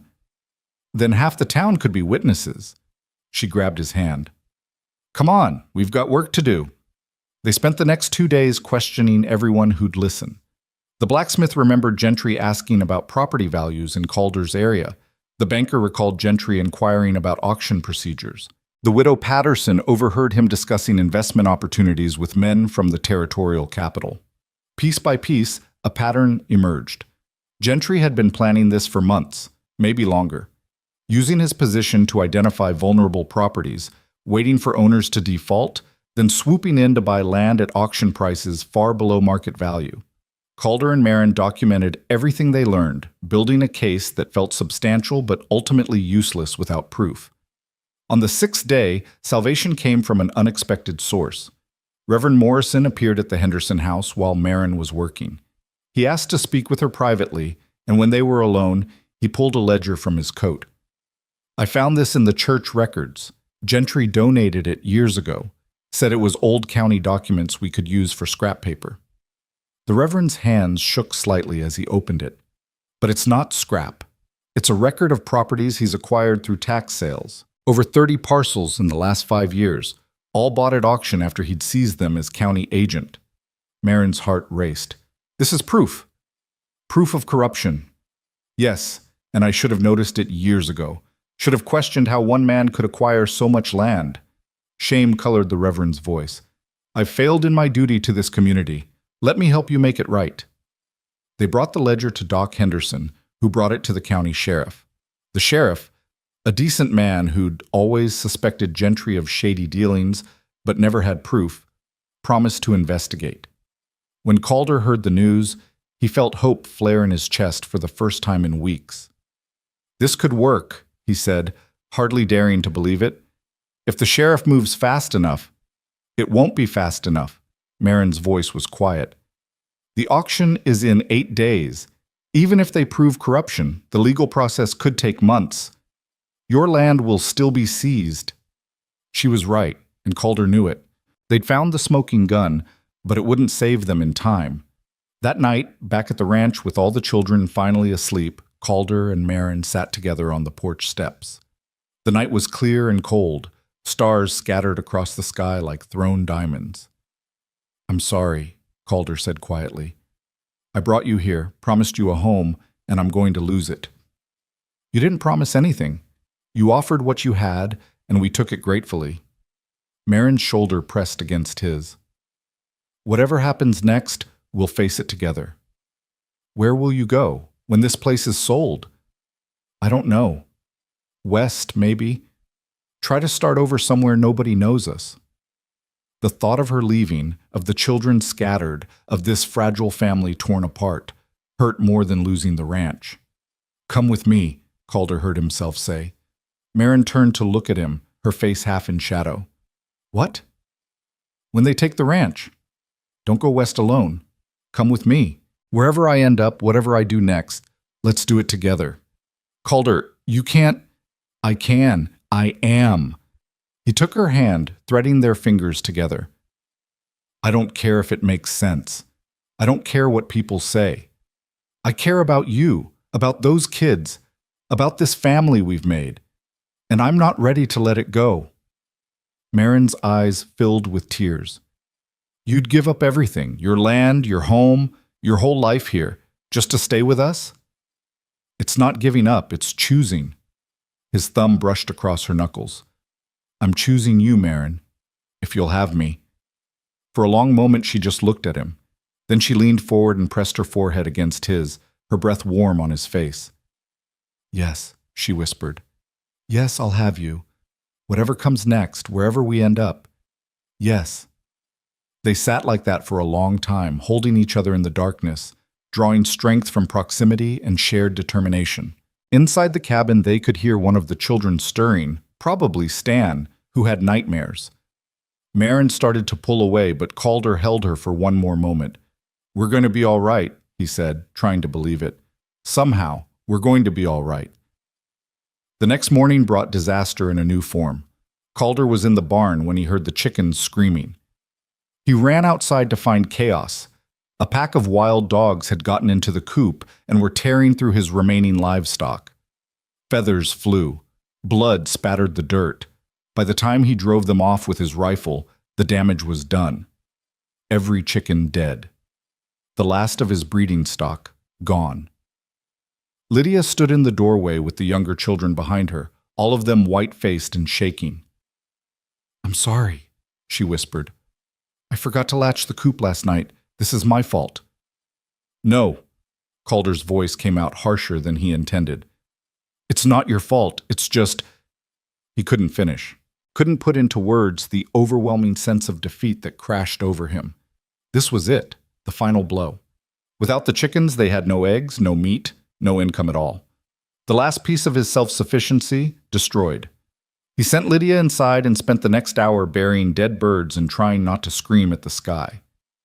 When Marin came home that evening, it was her day off. She found him sitting in the ruins of the chicken yard, covered in dirt and blood and feathers. She didn't say anything, just sat down beside him and took his hand. "I can't do this anymore," Calder said. His voice was hollow. "I can't keep fighting when everything I do fails, when every step forward gets knocked back twice as far." "Then stop fighting." Marin's voice was gentle. "Stop trying to win. Just survive. That's all we need to do. Survive until something changes." "And if nothing changes?" "Then we survive anyway." She squeezed his hand. "Together." That night, Calder made a decision. He was done with pride. Done with pretending he could handle this alone. Done with trying to be strong when he was breaking into pieces. The next morning, he took out Marin's husband's watch, the one she'd offered to sell weeks ago. The gold gleamed in the early light, and Calder felt the weight of what it represented. Her past, her memories, the last piece of the man she'd loved. He brought it to her before he could change his mind. "I need you to sell this," he said. Marin looked at the watch, then at him. "I thought you said—" "I know what I said, but I was wrong. We need the money more than we need pride or sentiment." His voice cracked. "Please, Marin, let me accept this from you. Let me accept your help the way you accepted mine." She took the watch with trembling hands, opened it. Inside was a photograph, a young man with kind eyes and Marin's smile. "His name was Daniel," she said softly. "He was a good man, a good father. He would have liked you, I think. I wish I could have known him." "So do I." She closed the watch with a soft click. "But he's gone, and you're here, and this—" She held up the watch. "This is just metal and memories. It can't keep my children warm or put food in their bellies or save the only home they've known in months." She pressed it into Calder's hand. "Take it, sell it, use it, and don't feel guilty about it. Daniel would want his children taken care of. This is how he can still do that." The gesture, the sacrifice, the trust, it broke something open in Calder's chest. He pulled Marin into his arms and held her while she cried for the husband she'd lost and the life she was finally letting go of. And when her tears stopped, he kissed her forehead and made her a promise. "We're going to survive this," he said. "Whatever it takes. However long it takes. We're going to survive." The watch sold for $75 to a jeweler 2 towns over, a man who recognized quality craftsmanship and didn't ask questions about why a rough-handed rancher was selling such a fine piece. Calder took the money and added it to what they'd scraped together from Marin's wages and his odd jobs. They counted it out on the kitchen table that night while the children slept, their hands touching as they stacked the bills and coins into careful piles. $118. They were still $137 short, with 4 days left until the auction. Marin's wedding ring went next, then her mother's silver brush, then Calder's father's pocket knife and his good Sunday suit. Each item sold felt like stripping away a piece of their souls, but they did it anyway because survival mattered more than sentiment. By the 3rd day, they had $162. Still $93 short. Calder was in town trying to sell his toolbox, the one his father had given him when he turned 16, each tool selected with care and love, when he ran into Pete Dawson outside the livery stable. "Heard you're selling everything that isn't nailed down," Pete said, his weathered face sympathetic. "Trying to save the ranch?" "Trying." Calder's voice was hoarse from exhaustion and defeat. "Not sure it's working." Pete was quiet for a moment, studying him. Then he reached into his pocket and pulled out a worn leather wallet. "How much you short?" "Too much." "Don't worry about it, Pete. You've done enough buying Sable." "I asked how much you're short." Calder's throat tightened. $93. Pete counted out bills with slow deliberation. When he finished, he held out $93 in cash. "Take it." Calder stared at the money like it might burn him. "I can't. Pete, that's your savings." "It's a loan. You can pay me back when you get on your feet again." Pete pressed the money into Calder's hand. "You're a good man, Briggs. What you did for that widow and her kids, that took courage. Figure the least I can do is help you keep a roof over their heads." "I don't know what to say." "Say you'll take care of those kids. That's payment enough." Pete clapped him on the shoulder. "Now get that money to Gentry before he finds a way to weasel out of his deadline." Calder rode Pete's borrowed horse straight to the county office, the money burning a hole in his pocket. His hands shook as he counted out $255 onto Thomas Gentry's desk. Gentry stared at the money like it had personally offended him. His face flushed red, then went pale, then settled into a tight mask of barely controlled rage. "You actually did it," he said slowly. "You actually scraped together the full amount. Every penny. Count it if you don't believe me." Gentry counted it anyway, taking his time, clearly hoping to find some discrepancy. When he finished, his jaw was clenched so tight Calder could hear his teeth grinding. "This clears your debt," Gentry admitted, pulling out a receipt book with obvious reluctance. "Property remains in your name. For now." "What's that supposed to mean?" "It means you're still a broke rancher with no income and a house full of dependents." Gentry's smile was vicious. "Next year's taxes will come due, and the year after that. How long do you think you can keep this up, Briggs?" How long before you're right back here begging for more time? As long as it takes. Calder snatched the receipt from Gentry's hand. And when the sheriff finishes investigating your little land buying scheme, you won't be in a position to collect anything from anybody. Gentry's face went white. I don't know what you're talking about. Sure you don't. 30 properties in 5 years, all seized for back taxes, all bought by you at auction. That's not a coincidence, that's corruption. Calder leaned forward. And when they prove it, I'm going to make sure everyone knows exactly what kind of man you are. He left before Gentry could respond, his heart pounding with victory and vindication and sheer relief so intense it made him dizzy. The ranch was safe. His home was safe.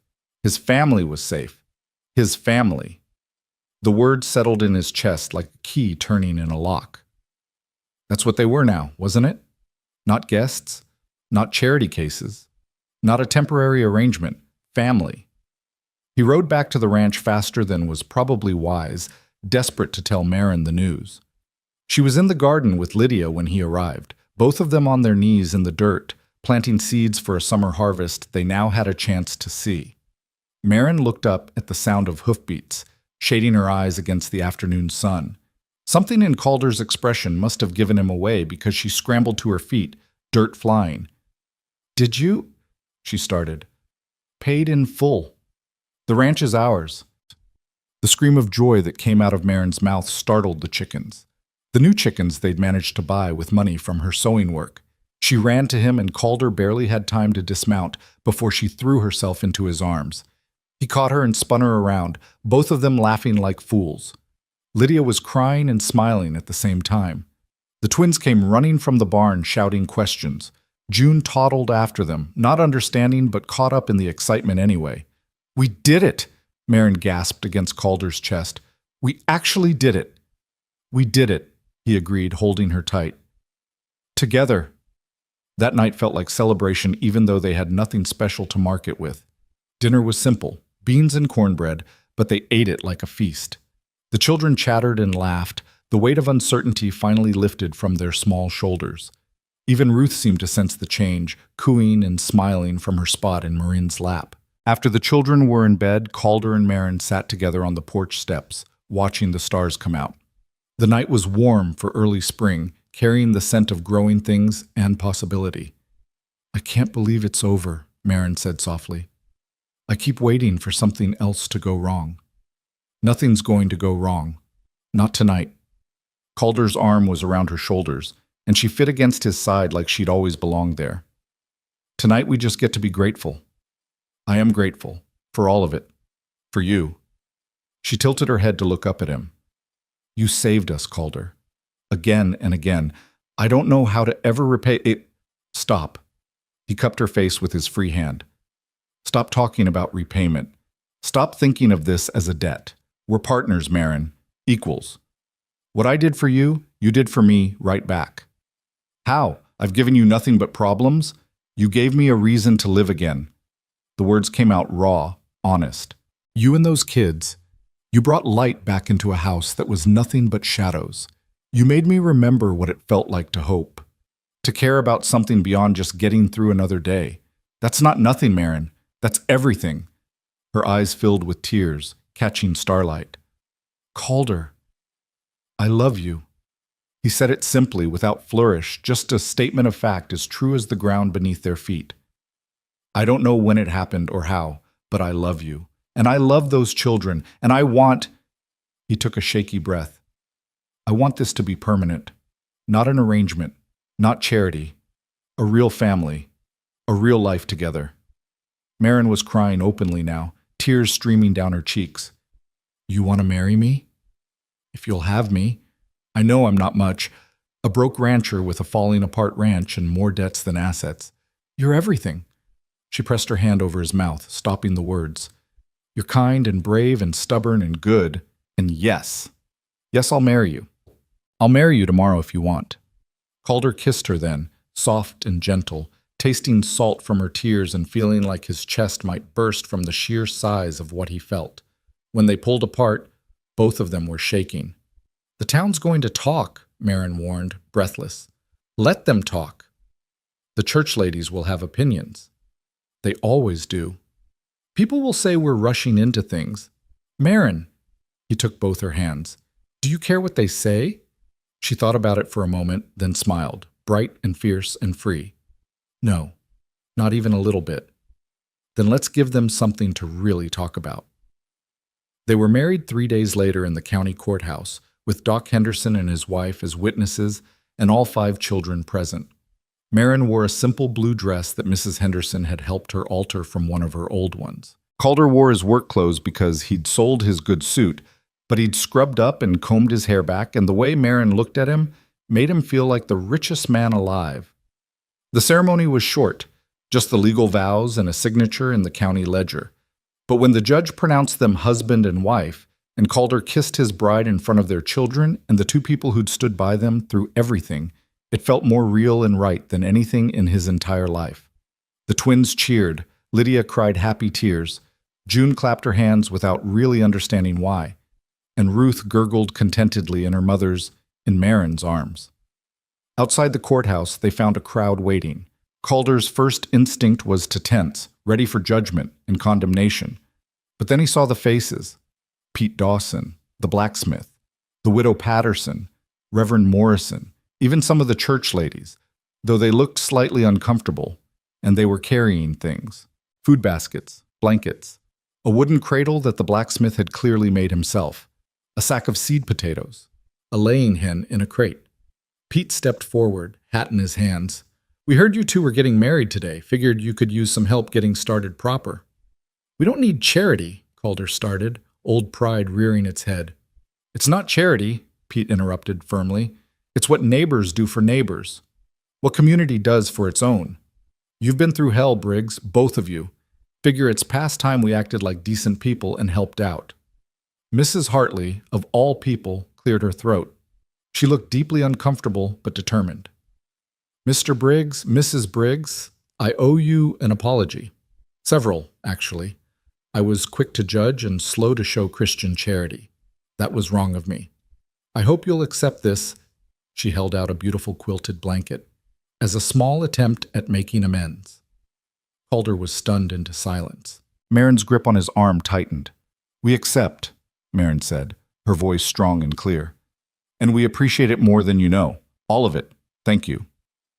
One by one, the townspeople came forward with their gifts and their apologies and their awkward attempts at reconciliation. Not everyone, of course.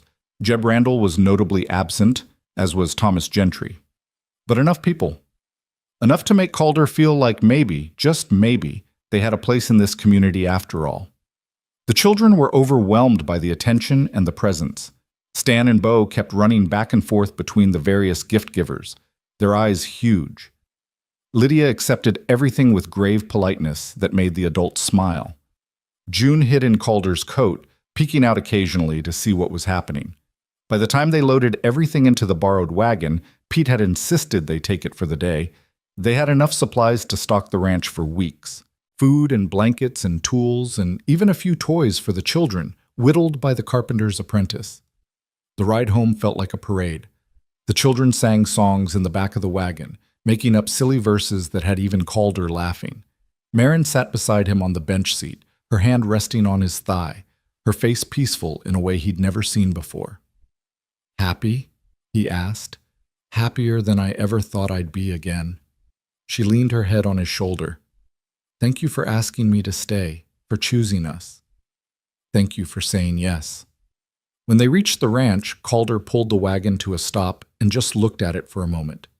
The cabin he'd built with his own hands, the land he'd nearly lost, the life he'd almost given up on. It looked different now, better, like a home instead of a monument to grief. He climbed down and reached up to help Marin, but instead of setting her on her feet, he swept her up into his arms. Calder, she squeaked, startled. What are you doing? Carrying my wife over the threshold. He started toward the cabin. It's traditional. We've been living here for weeks. But we weren't married then. Now we are. So I'm doing this proper. Behind them, the children giggled and scrambled down from the wagon. Lydia helped the younger ones while Stan and Bo raced ahead to open the door. Calder carried Marin into the cabin and set her down gently just inside the doorway. She looked up at him with such love in her eyes it made his breath catch. "Welcome home, Mrs. Briggs," he said softly. "I've been home for weeks," she replied, reaching up to touch his face. "I just didn't know it until now." They kissed again, gentle and sweet, while the children cheered and clapped around them. That night, after all the gifts had been unloaded and put away, after the children had been fed and bathed and tucked into bed with stories and kisses, after the cabin had finally settled into peaceful quiet, Calder and Marin sat together at the kitchen table. It was the same table where they'd counted their desperate savings, where they'd laid out everything they had to sell, where they'd tried to do impossible math and make hopeless plans work. But tonight it was just a table in their home, with 2 cups of coffee and 2 people who'd chosen each other against all odds. "The children asked if they could call you Pa," Marin said quietly. "I told them to wait a bit longer, let things settle. But Calder, they already think of you that way. They have for weeks." "I know." Calder wrapped his hands around his coffee cup. "And I think of them as mine. All of them. Even Ruth, who will never remember a time when I wasn't her father." "Does that feel strange, taking on another man's children?" "No." He met her eyes. "It feels right. Daniel gave them life. I'm honored to help raise them. It's not replacing him. It's continuing what he started." Marin's smile was tremulous. He would have liked that. He always wanted a big family. "How big?" "At least 6 children," he used to say. She laughed softly. "We were working on it when he died. Ruth was a surprise. We didn't know I was pregnant until after the mine collapse. And now you have 5, almost to his goal." "Our goal now." Marin's hand found his across the table. "If you want more children, if you want to try, I want everything with you." Calder's voice was rough with emotion. "More children, if God wills it. Growing old together, watching these kids grow up and have families of their own. All of it. Even the hard parts?" "Especially the hard parts. We've proven we can handle those." They sat in comfortable silence for a while, just being together.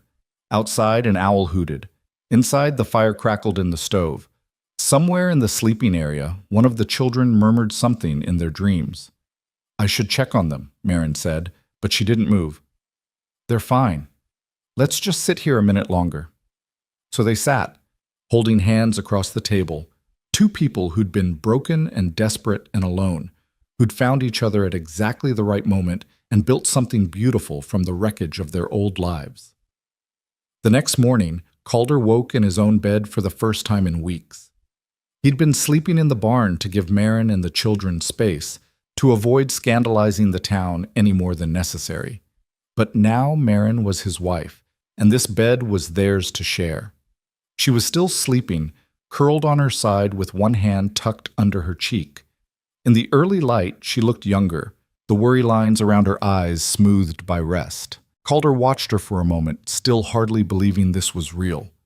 He was married. He had a wife and 5 children. He had a family again. The thought should have terrified him. After losing Hannah and Marie, he'd been certain he'd never risk his heart like that again.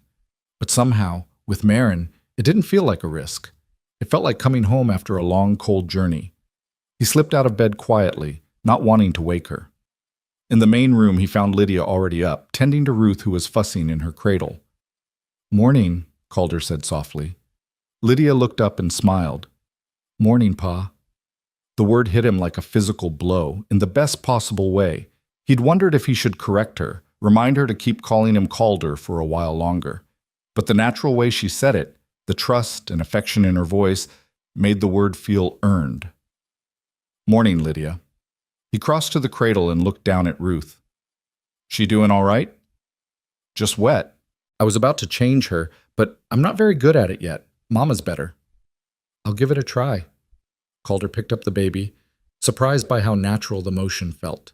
He'd done this with Marie, but that felt like a lifetime ago. Ruth blinked up at him with solemn eyes, then broke into a gummy smile. "I think she knows," Lydia said, watching them. "That you're her pa now. She smiles more when you're around." "You think so?" "I know so." Lydia helped him find a clean diaper from the stack Marin kept near the bed. "We all do. Smile more, I mean, when you're here." Calder's throat tightened. He focused on changing Ruth's diaper, a task that took longer than it should have because his hands were clumsy with emotion, while Lydia chattered about her plans for the day. Mama said I could help her with the washing this morning, and this afternoon can I help you with the fence repair? I want to learn how to do it proper. Sure, we'll make a rancher out of you yet. Good. Lydia's expression turned serious. Because I want to help, want to earn my keep. Lydia, you don't have to. I want to. She met his eyes with that too-adult directness that always made his heart ache. You and Mama work so hard for us. I want to help however I can. I'm old enough. She was 8 years old. She shouldn't have to think about earning her keep or helping support the family. But Calder also understood pride, understood the need to contribute. So he nodded. All right, you can help with the fence this afternoon, but only if you promise to stop if you get tired. I promise. By the time Marin woke, the cabin was alive with activity. Lydia had started breakfast with Calder's help. The twins were outside feeding the chickens. June was playing with her new wooden doll. Ruth was clean and content in her cradle. Marin emerged from the bedroom looking rumpled and sleepy and more beautiful than Calder had ever seen her. You let me sleep, she accused, but she was smiling. You needed it. There's work to do. There's always work to do. It'll still be there after breakfast. He handed her a cup of coffee, made the way she liked it, strong with a little sugar. Sit. Relax. Let your family take care of you for once. The word family made her eyes shine. She sat at the table and watched her children move around the cabin with easy familiarity, and Calder watched her watching them, and felt his heart swell with a contentment he'd thought he'd never feel again. The days that followed settled into a new rhythm. Calder worked the ranch with renewed energy, no longer just maintaining it, but actually improving it. With Lydia's help, and sometimes the twins when they could focus long enough, he repaired fences, cleared new pasture, planted crops. The work was hard but satisfying, made better by knowing he was building something for his family. Marin transformed the cabin into a real home. Curtains appeared in the windows, sewn from fabric Mrs. Henderson had given them. The garden flourished under her care, promising vegetables by summer. She organized and cleaned and made everything warm and welcoming, humming while she worked. The children thrived. Stan and Bo put on weight and grew an inch seemingly overnight. They lost the haunted look they'd had when they first arrived, becoming the rambunctious, curious boys they were meant to be. June's vocabulary exploded as she felt safe enough to talk more, chattering constantly in her toddler way. Ruth grew stronger every day, her smiles coming more frequently. And Lydia, serious, responsible Lydia, slowly learned to be a child again. She still helped more than she needed to, still worried about things no 8-year-old should worry about. But Calder caught her playing with her siblings sometimes, heard her laugh at the twins' jokes, saw her relax in ways that spoke of healing. 2 weeks after the wedding, Calder was in the barn when he heard a wagon approaching. He stepped outside to find Sheriff Coleman climbing down from his horse, his expression grim. Calder's first thought was that something had gone wrong with the Gentry investigation. His second thought was worse, that someone had challenged the validity of his marriage to Marin or questioned his right to the children. Sheriff, he said warily, what can I do for you? Wanted to give you an update on the Gentry situation. Coleman pulled off his hat, wiping sweat from his forehead. We finished the investigation, found enough evidence of corruption to file charges. Gentry's been removed from his position and will face trial next month. Relief flooded through Calder. That's good news. It gets better. Every property he seized in the last 5 years is being reviewed. If we find evidence that he manipulated the process, those seizures will be invalidated. The original owners get their land back. Jesus. Calder leaned against the barn wall. How many people? At least 30 families. Maybe more. You did that, Briggs. You and your wife. If you hadn't come forward, if Reverend Morrison hadn't found that ledger, Gentry would still be stealing land and people would still be losing their homes. We just did what was right. Most people don't bother. They take care of their own problems and let everyone else fend for themselves. Coleman put his hat back on. You're a good man, Briggs. And for what it's worth, I'm glad you kept your ranch. It would have been a damn shame to see it go to that bastard. After the sheriff left, Calder stood in the yard for a long time, processing the news. They'd won. Not just their own battle, but a larger war against corruption and cruelty. They'd saved 30 families from Gentry's schemes. He thought about the man he'd been 6 weeks ago. Hollow, grieving, barely alive. That man could never have done this, could never have fought this hard or cared this much. But the man he'd become, the man Marin and her children had helped him become, that man could move mountains. Calder? Marin's voice pulled him from his thoughts. She was standing on the porch, shading her eyes against the afternoon sun. Is everything all right? I saw the sheriff leave. He walked to her, pulling her into his arms right there where anyone could see. Everything's perfect. Gentry's facing charges. People are getting their land back. We did it, Marin. We actually did it. She hugged him tight, her face pressed against his chest. We make a good team. The best team. He kissed the top of her head. What do you say we celebrate tonight? I'll ride into town, get something special for dinner, maybe that penny candy the kids like. You don't have to. I want to. Let me spoil our family a little. Our family? The words still felt new in his mouth, but they fit perfectly. That evening, they had a feast by their standards. Roasted chicken that Calder bought from the butcher, fresh bread still warm from the bakery, real butter, and a small bag of peppermint sticks for the children. They ate until they were full, laughing and talking. The cabin filled with warmth and light and love. After dinner, while Marin was putting the younger children to bed, Lydia approached Calder with something behind her back. Pa? She said shyly. Can I show you something? Of course. She pulled out a piece of paper covered in careful pencil drawings. I've been working on this. It's us.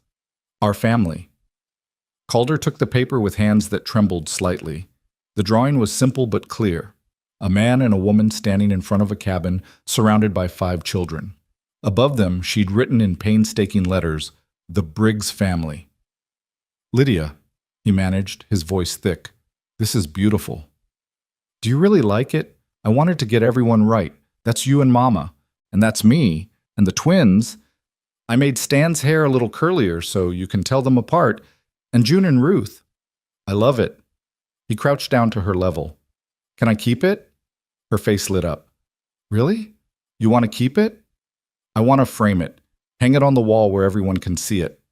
Lydia threw her arms around his neck, nearly knocking him over. I love you, Pa. It was the first time any of the children had said it directly. The words hit Calder like a lightning strike, filling him with joy so intense it hurt. I love you too, sweetheart, he whispered into her hair. So much. That night, lying in bed with Marin curled against his side, Calder thought about the journey that had brought them here. The knock on his door before dawn, the desperate widow with 5 starving children, the impossible choices and desperate gambles and moments when everything seemed lost. And somehow, impossibly, they'd made it through. Not just survived, but thrived, built a family from broken pieces, made a home from desperation and hope. What are you thinking about? Marin murmured sleepily. About how lucky I am. About how my life was over 6 weeks ago, and now it's just beginning. She propped herself up on one elbow, looking down at him in the darkness. You saved us, Calder. Don't ever forget that.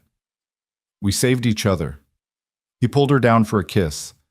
That's what family does. Outside, the Montana night was peaceful and quiet.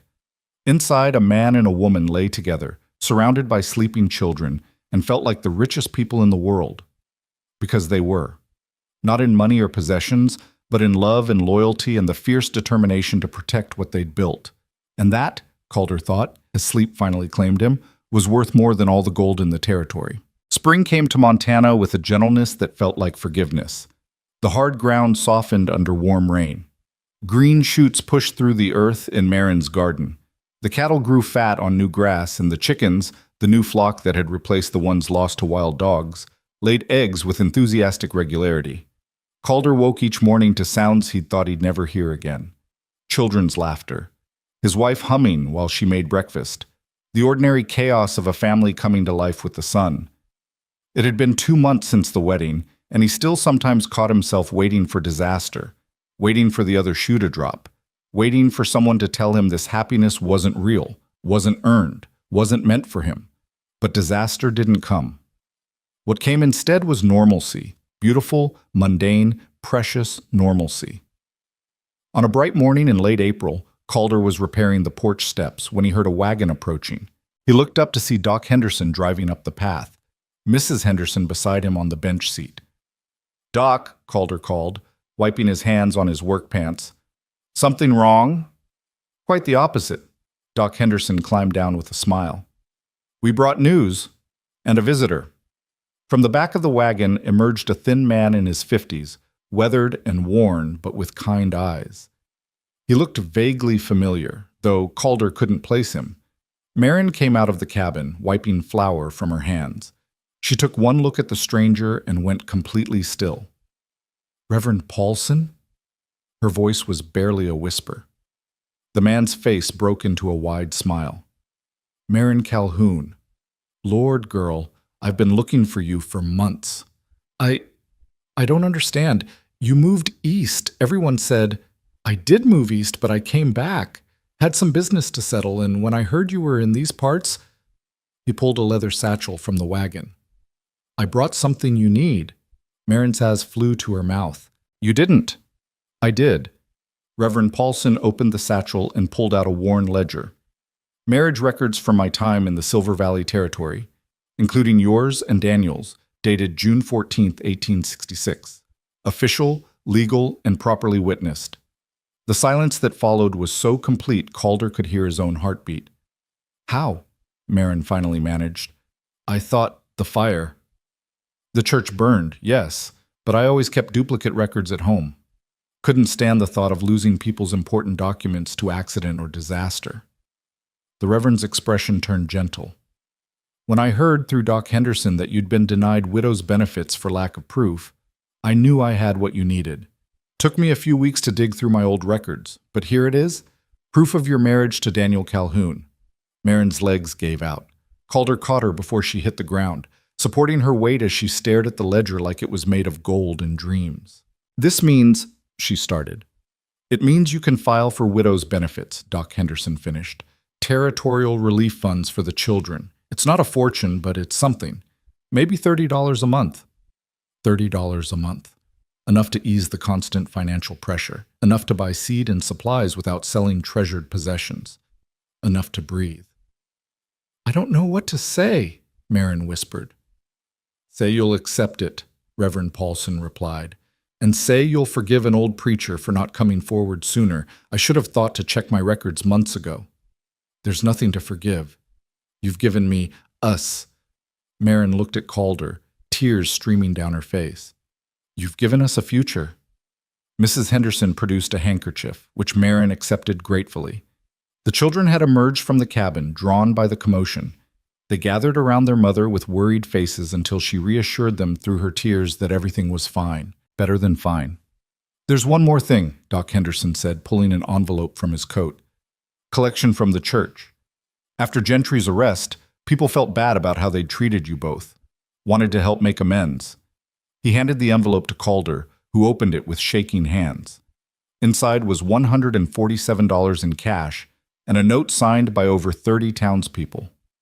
"To the Briggs family, in gratitude for your courage and in apology for our lack of charity. May this help build the future you deserve." Calder couldn't speak.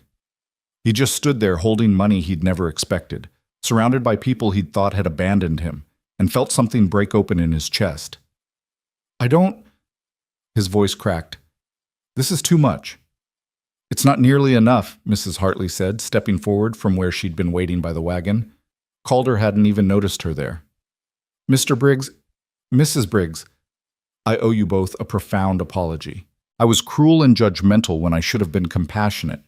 I let gossip and propriety matter more than Christian charity. I'm deeply ashamed." She held out a basket covered with a checkered cloth. "It's not much, just some preserves and baked goods. But I wanted you to know that some of us are trying to do better. To be better."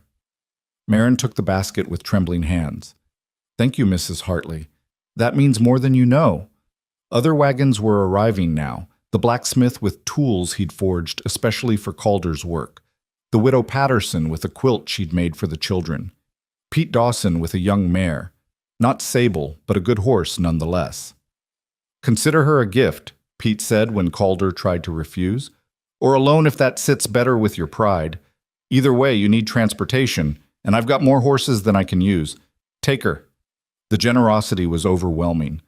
One by one, townspeople came forward with gifts and apologies and offers of help. Not everyone. Jeb Randall was notably absent, and a few of the stuffier church members stayed away. But enough. More than enough.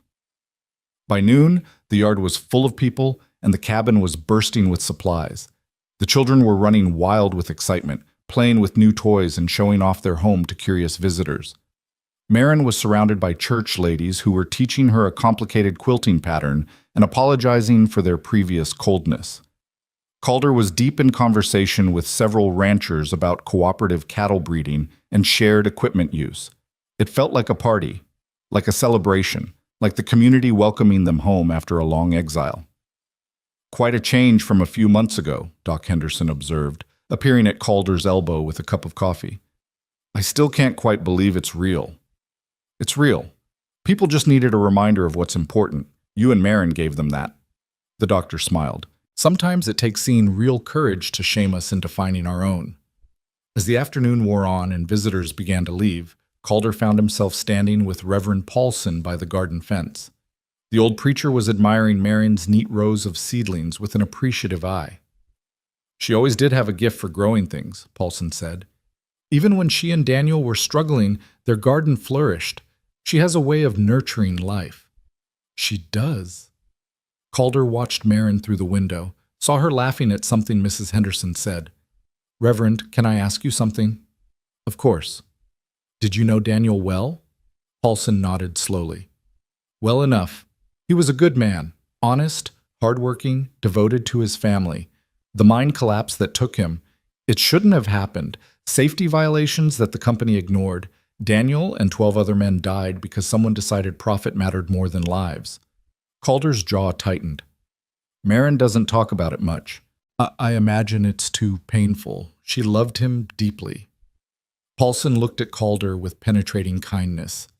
"But love isn't finite, son. The heart doesn't run out. She can love Daniel's memory and love you too. One doesn't diminish the other."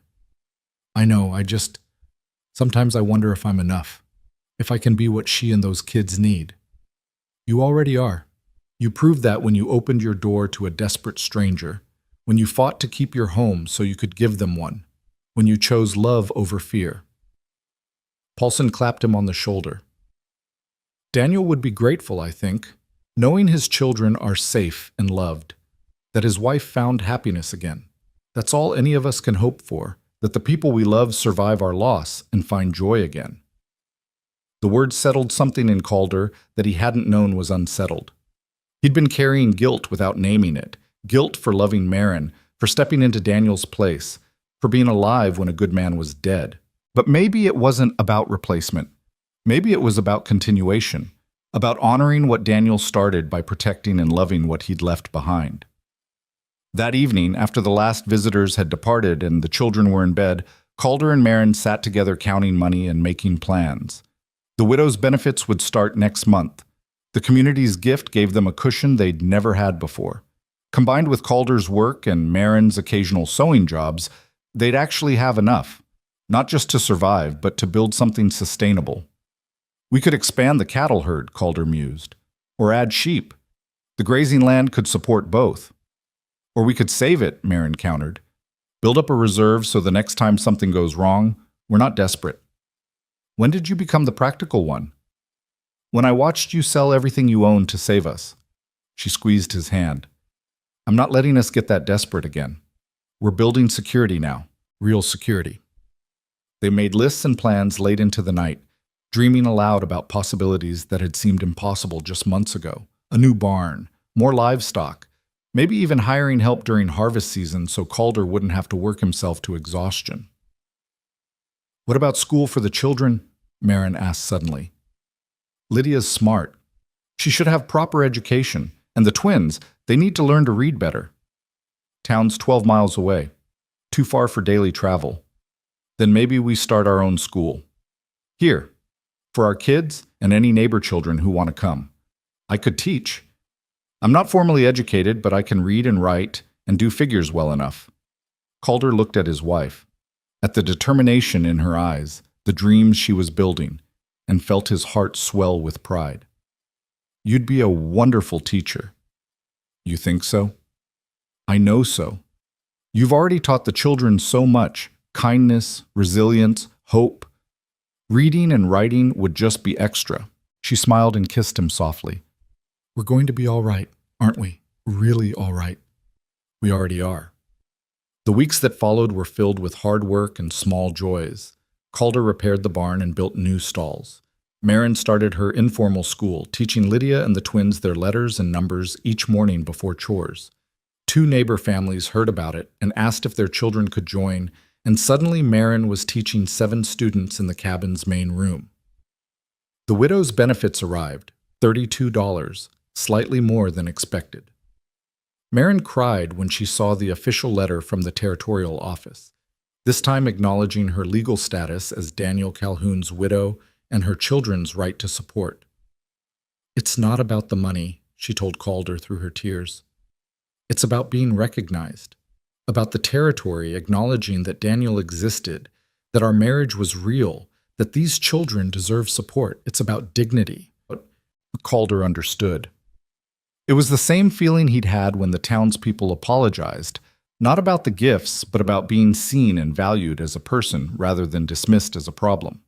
In early May, Marin started feeling sick in the mornings. At first, she attributed it to bad food or a passing illness, but when it continued for a week, Doc Henderson's wife took her aside during a visit. "How long since your last monthly?" Mrs. Henderson asked gently. Marin counted back and went pale. 8 weeks, maybe 9, but I thought, with all the stress, I assumed. Stress can delay things, but combined with morning sickness? Mrs. Henderson smiled. "My dear, I think you're expecting." The news hit Marin like a lightning bolt. She'd had 5 children already. She knew what pregnancy felt like, but somehow, with everything else happening, she hadn't let herself consider the possibility. She told Calder that night after the children were asleep. His reaction was everything she could have hoped for: shock, then joy, then tender concern. "Are you happy about it?" he asked, his hand resting on her still flat stomach. "Terrified," she admitted. "But yes, happy. Are you?" His voice broke. "I never thought I'd have this again, a child of my own, a family. I thought that part of my life was over. And now? Now I'm the luckiest man alive." He pulled her close, holding her like she was made of precious glass. "A baby. Our baby." They sat together in the quiet cabin, hands clasped, and dreamed about the future growing inside Marin. Boy or girl, it didn't matter. Healthy. That's all they wanted. Healthy and loved and raised with siblings and stability. The children found out 2 weeks later when June innocently asked why Mama was getting fat. Marin laughed and gathered them all together to explain that they'd be getting a new brother or sister. The reactions varied wildly. Lydia was excited and immediately started planning how she'd help with the baby. The twins were indifferent. Babies were boring, they proclaimed. And could they please go play now? June was fascinated and wanted to know where exactly the baby was hiding. Ruth, who was only 9 months old herself, just gurgled and grabbed her toes, oblivious. That night, Stan, or maybe Bo, Calder still had trouble telling them apart in dim light, crept out of bed and approached Calder where he sat mending a harness. "Pa?" the boy whispered. "Yeah, son?" "When the new baby comes, will you still love us, all of us? Or will you love the baby more because it's really yours?" The question broke Calder's heart. He set down the harness and pulled the boy into his lap, a tight fit now that he was getting bigger, but they managed. "Listen to me. All of you are really mine. Every single one. Ruth and June and you and your brother and Lydia. You became mine the day your mama knocked on my door. The new baby isn't going to change that. Promise?" "I promise. Cross my heart." Calder suited action to words.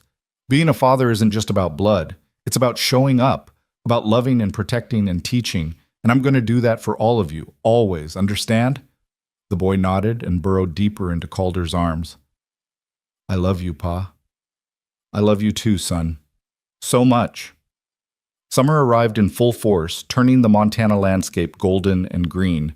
The garden flourished beyond Marine's wildest hopes, producing more vegetables than they could eat. She started preserving and canning, filling the cellar shelves with jars of beans and tomatoes and pickles. The children helped, even the twins, who were learning that good behavior earned privileges like fishing trips with Pa. The cattle herd grew with spring calves. The chickens multiplied. The new mare, they'd named her Dancer for her light-footed gait, proved to be an excellent worker and gentle enough for the children to pet. The ranch was thriving. The family was thriving. And for the first time in years, Calder went to bed each night, not just grateful to have survived another day, but genuinely happy to be alive. In July, Thomas Gentry went on trial for corruption and abuse of office. Calder and Marin attended, sitting in the packed courtroom alongside 30 other families Gentry had victimized. The evidence was overwhelming. The ledger Reverend Morrison had found, testimony from victims, bank records showing suspicious property transfers. Gentry was convicted on all counts, sentenced to 5 years in prison, and ordered to pay restitution to everyone he'd defrauded. The courtroom erupted in cheers and tears. Outside afterward, people clustered in groups, talking and crying and celebrating. A man Calder didn't know approached him with outstretched hand. "Samuel Wright, Gentry seized my ranch 3 years ago.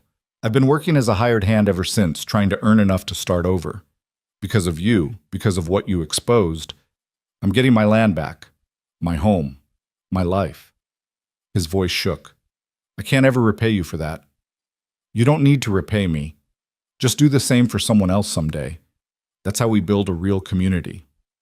Similar conversations happened a dozen times that afternoon, people thanking them, crying, sharing their own stories of loss and hope and restoration. By the time Calder and Marin climbed into the wagon to head home, they were emotionally exhausted but deeply satisfied. "We did something good," Marin said as they drove through the golden afternoon light. "Really, truly good. We changed people's lives. We just told the truth. That's all it takes sometimes. The truth and the courage to speak it." She leaned against his shoulder. "I'm proud of us, of what we've built and who we've become." "Me too." As summer ripened into early autumn, Marin's pregnancy became obvious. Her belly swelled with new life, and she moved through the cabin with one hand pressed to her back and the other resting on the growing child.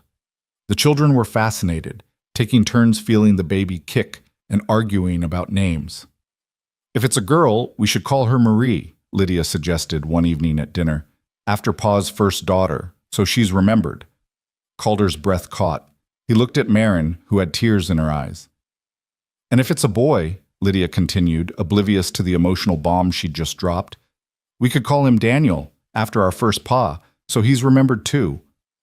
The silence around the table was profound. Then Marin reached across and took Calder's hand.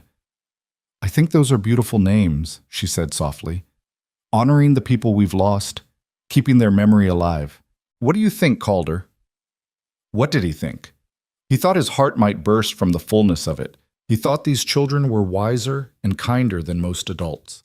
He thought the family they'd built was something precious and rare and worth every moment of struggle it had taken to create.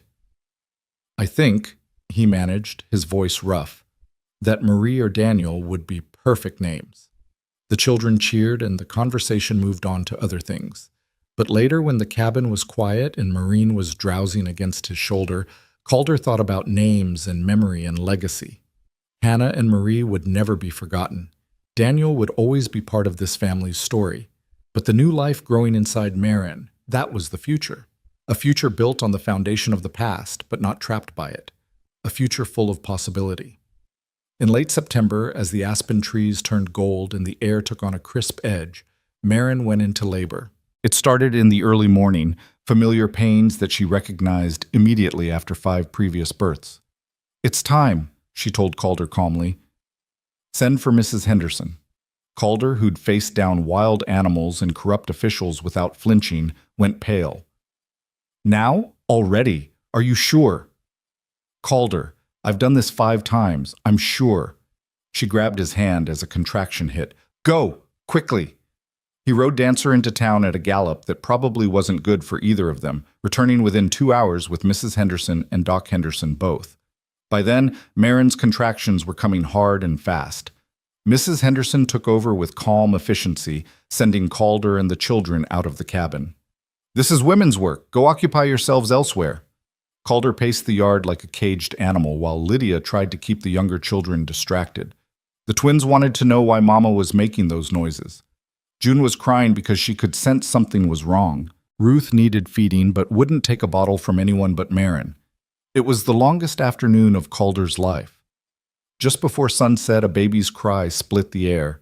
Strong, healthy, indignant at being thrust into the world. Calder's legs went weak with relief. Mrs. Henderson appeared in the doorway, smiling. "You have a son, Mr. Briggs, and your wife did beautifully. Come meet him." The children rushed inside ahead of Calder, crowding around the bed where Marin lay propped on pillows, exhausted but radiant. In her arms was a tiny red-faced baby with a shock of dark hair. "Daniel," Marin said, looking up at Calder with love shining in her eyes.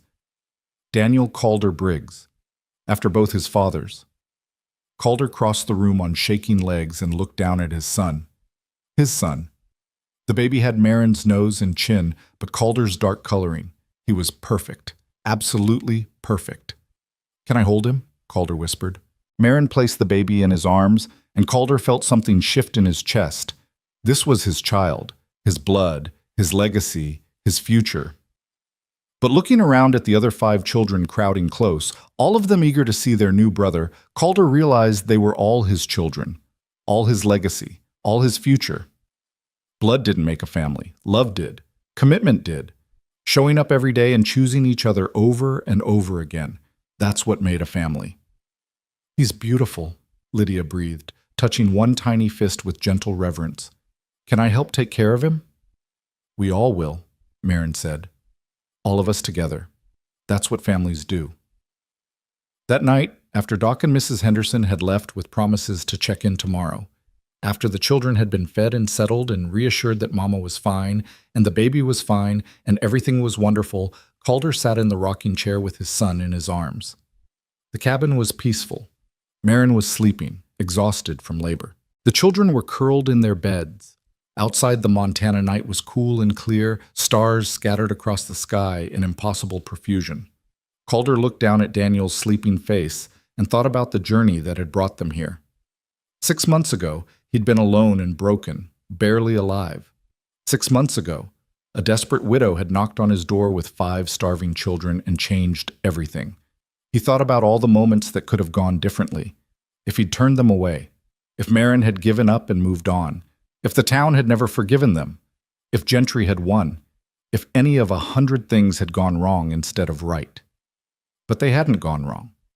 Against all odds, through desperation and determination and grace, they'd built something beautiful from the wreckage of their old lives. The door to the bedroom opened quietly. Marin emerged, moving slowly, and came to stand beside the rocking chair. She rested her hand on Calder's shoulder, and together they looked down at their son. "Are you happy?"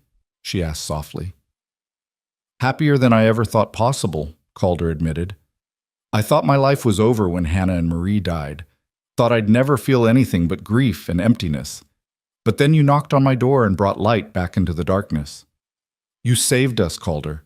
You gave us everything." "No." He looked up at her. "We saved each other. You and those kids. You reminded me what it was to be human, to hope, to love. Without you, I was just a ghost waiting to die. You brought me back to life." Marin's eyes filled with tears. "I love you so much.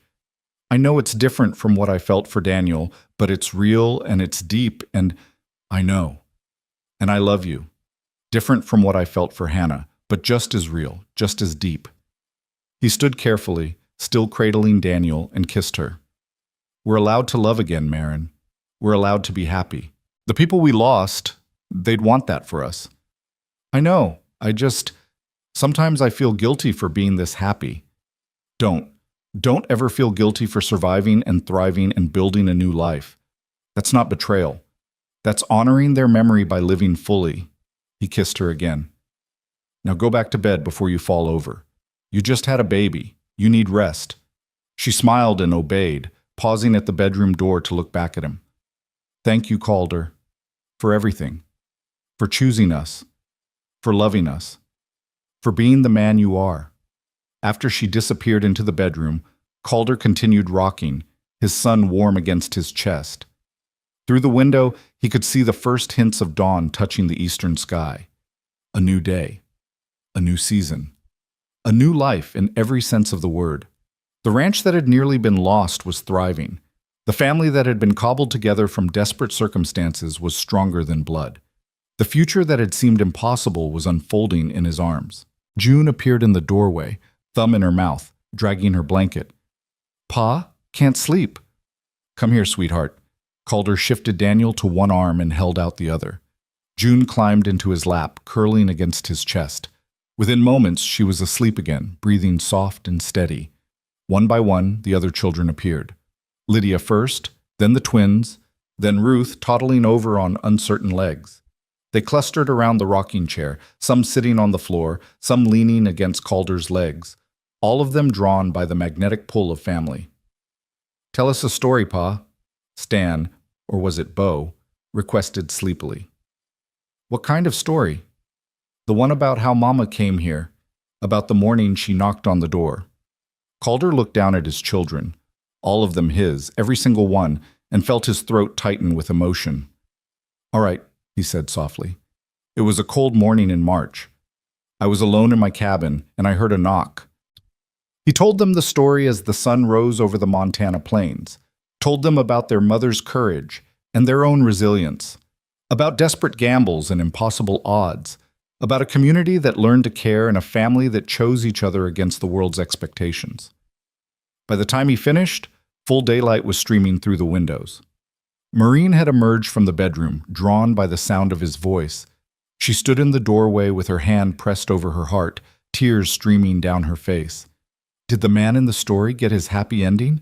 June asked, her voice drowsy.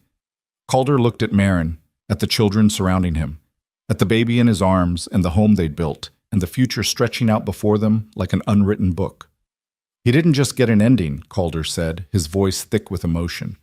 "He got a family. He got a second chance at life. He got everything he'd thought he'd lost, and more than he'd ever dreamed of having. So yes, sweetheart, he got his happy ending. We all did." Outside, the morning continued its golden arrival. Chickens clucked in their coop, cattle lowed in the pasture. Somewhere in the distance, a meadowlark sang its bright cascading song. Inside the cabin, a family sat together in the early light. Broken pieces made whole, desperate strangers become beloved kin. Two wounded souls healed by the simple act of choosing love over fear. Calder Briggs looked around at everything he'd nearly lost and everything he'd gained, and knew with bone-deep certainty that this was exactly where he was meant to be.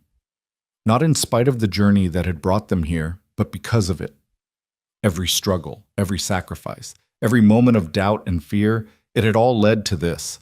To a house full of laughter and love. To a wife who'd walked through fire and come out stronger. To children who'd learned that family wasn't about blood, but about showing up, day after day, and choosing each other. To a second chance he'd never thought he'd get, and a future worth fighting for. "I love you all," he said quietly, and 6 voices answered in unison. "We love you too, Pa." And in that moment, in that cabin on the Montana plains, with morning light streaming through the windows and his family surrounding him, Calder Briggs understood what true wealth was. Not money or property or possessions, but this. People who loved you, people who needed you, and who you needed in return. People who made life worth living.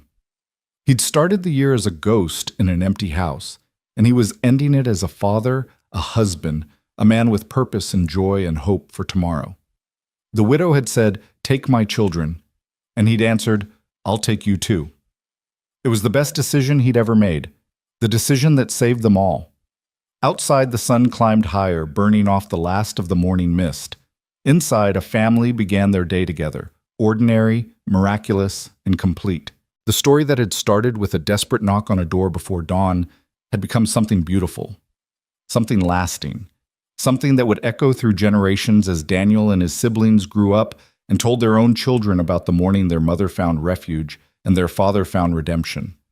But for now, in this perfect moment, it was enough to simply be together, To sit in the quiet cabin and feel grateful for second chances and new beginnings and the extraordinary gift of ordinary love.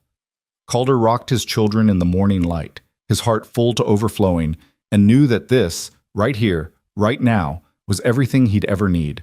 This was home. This was family. This was love. And it was enough. More than enough. It was everything.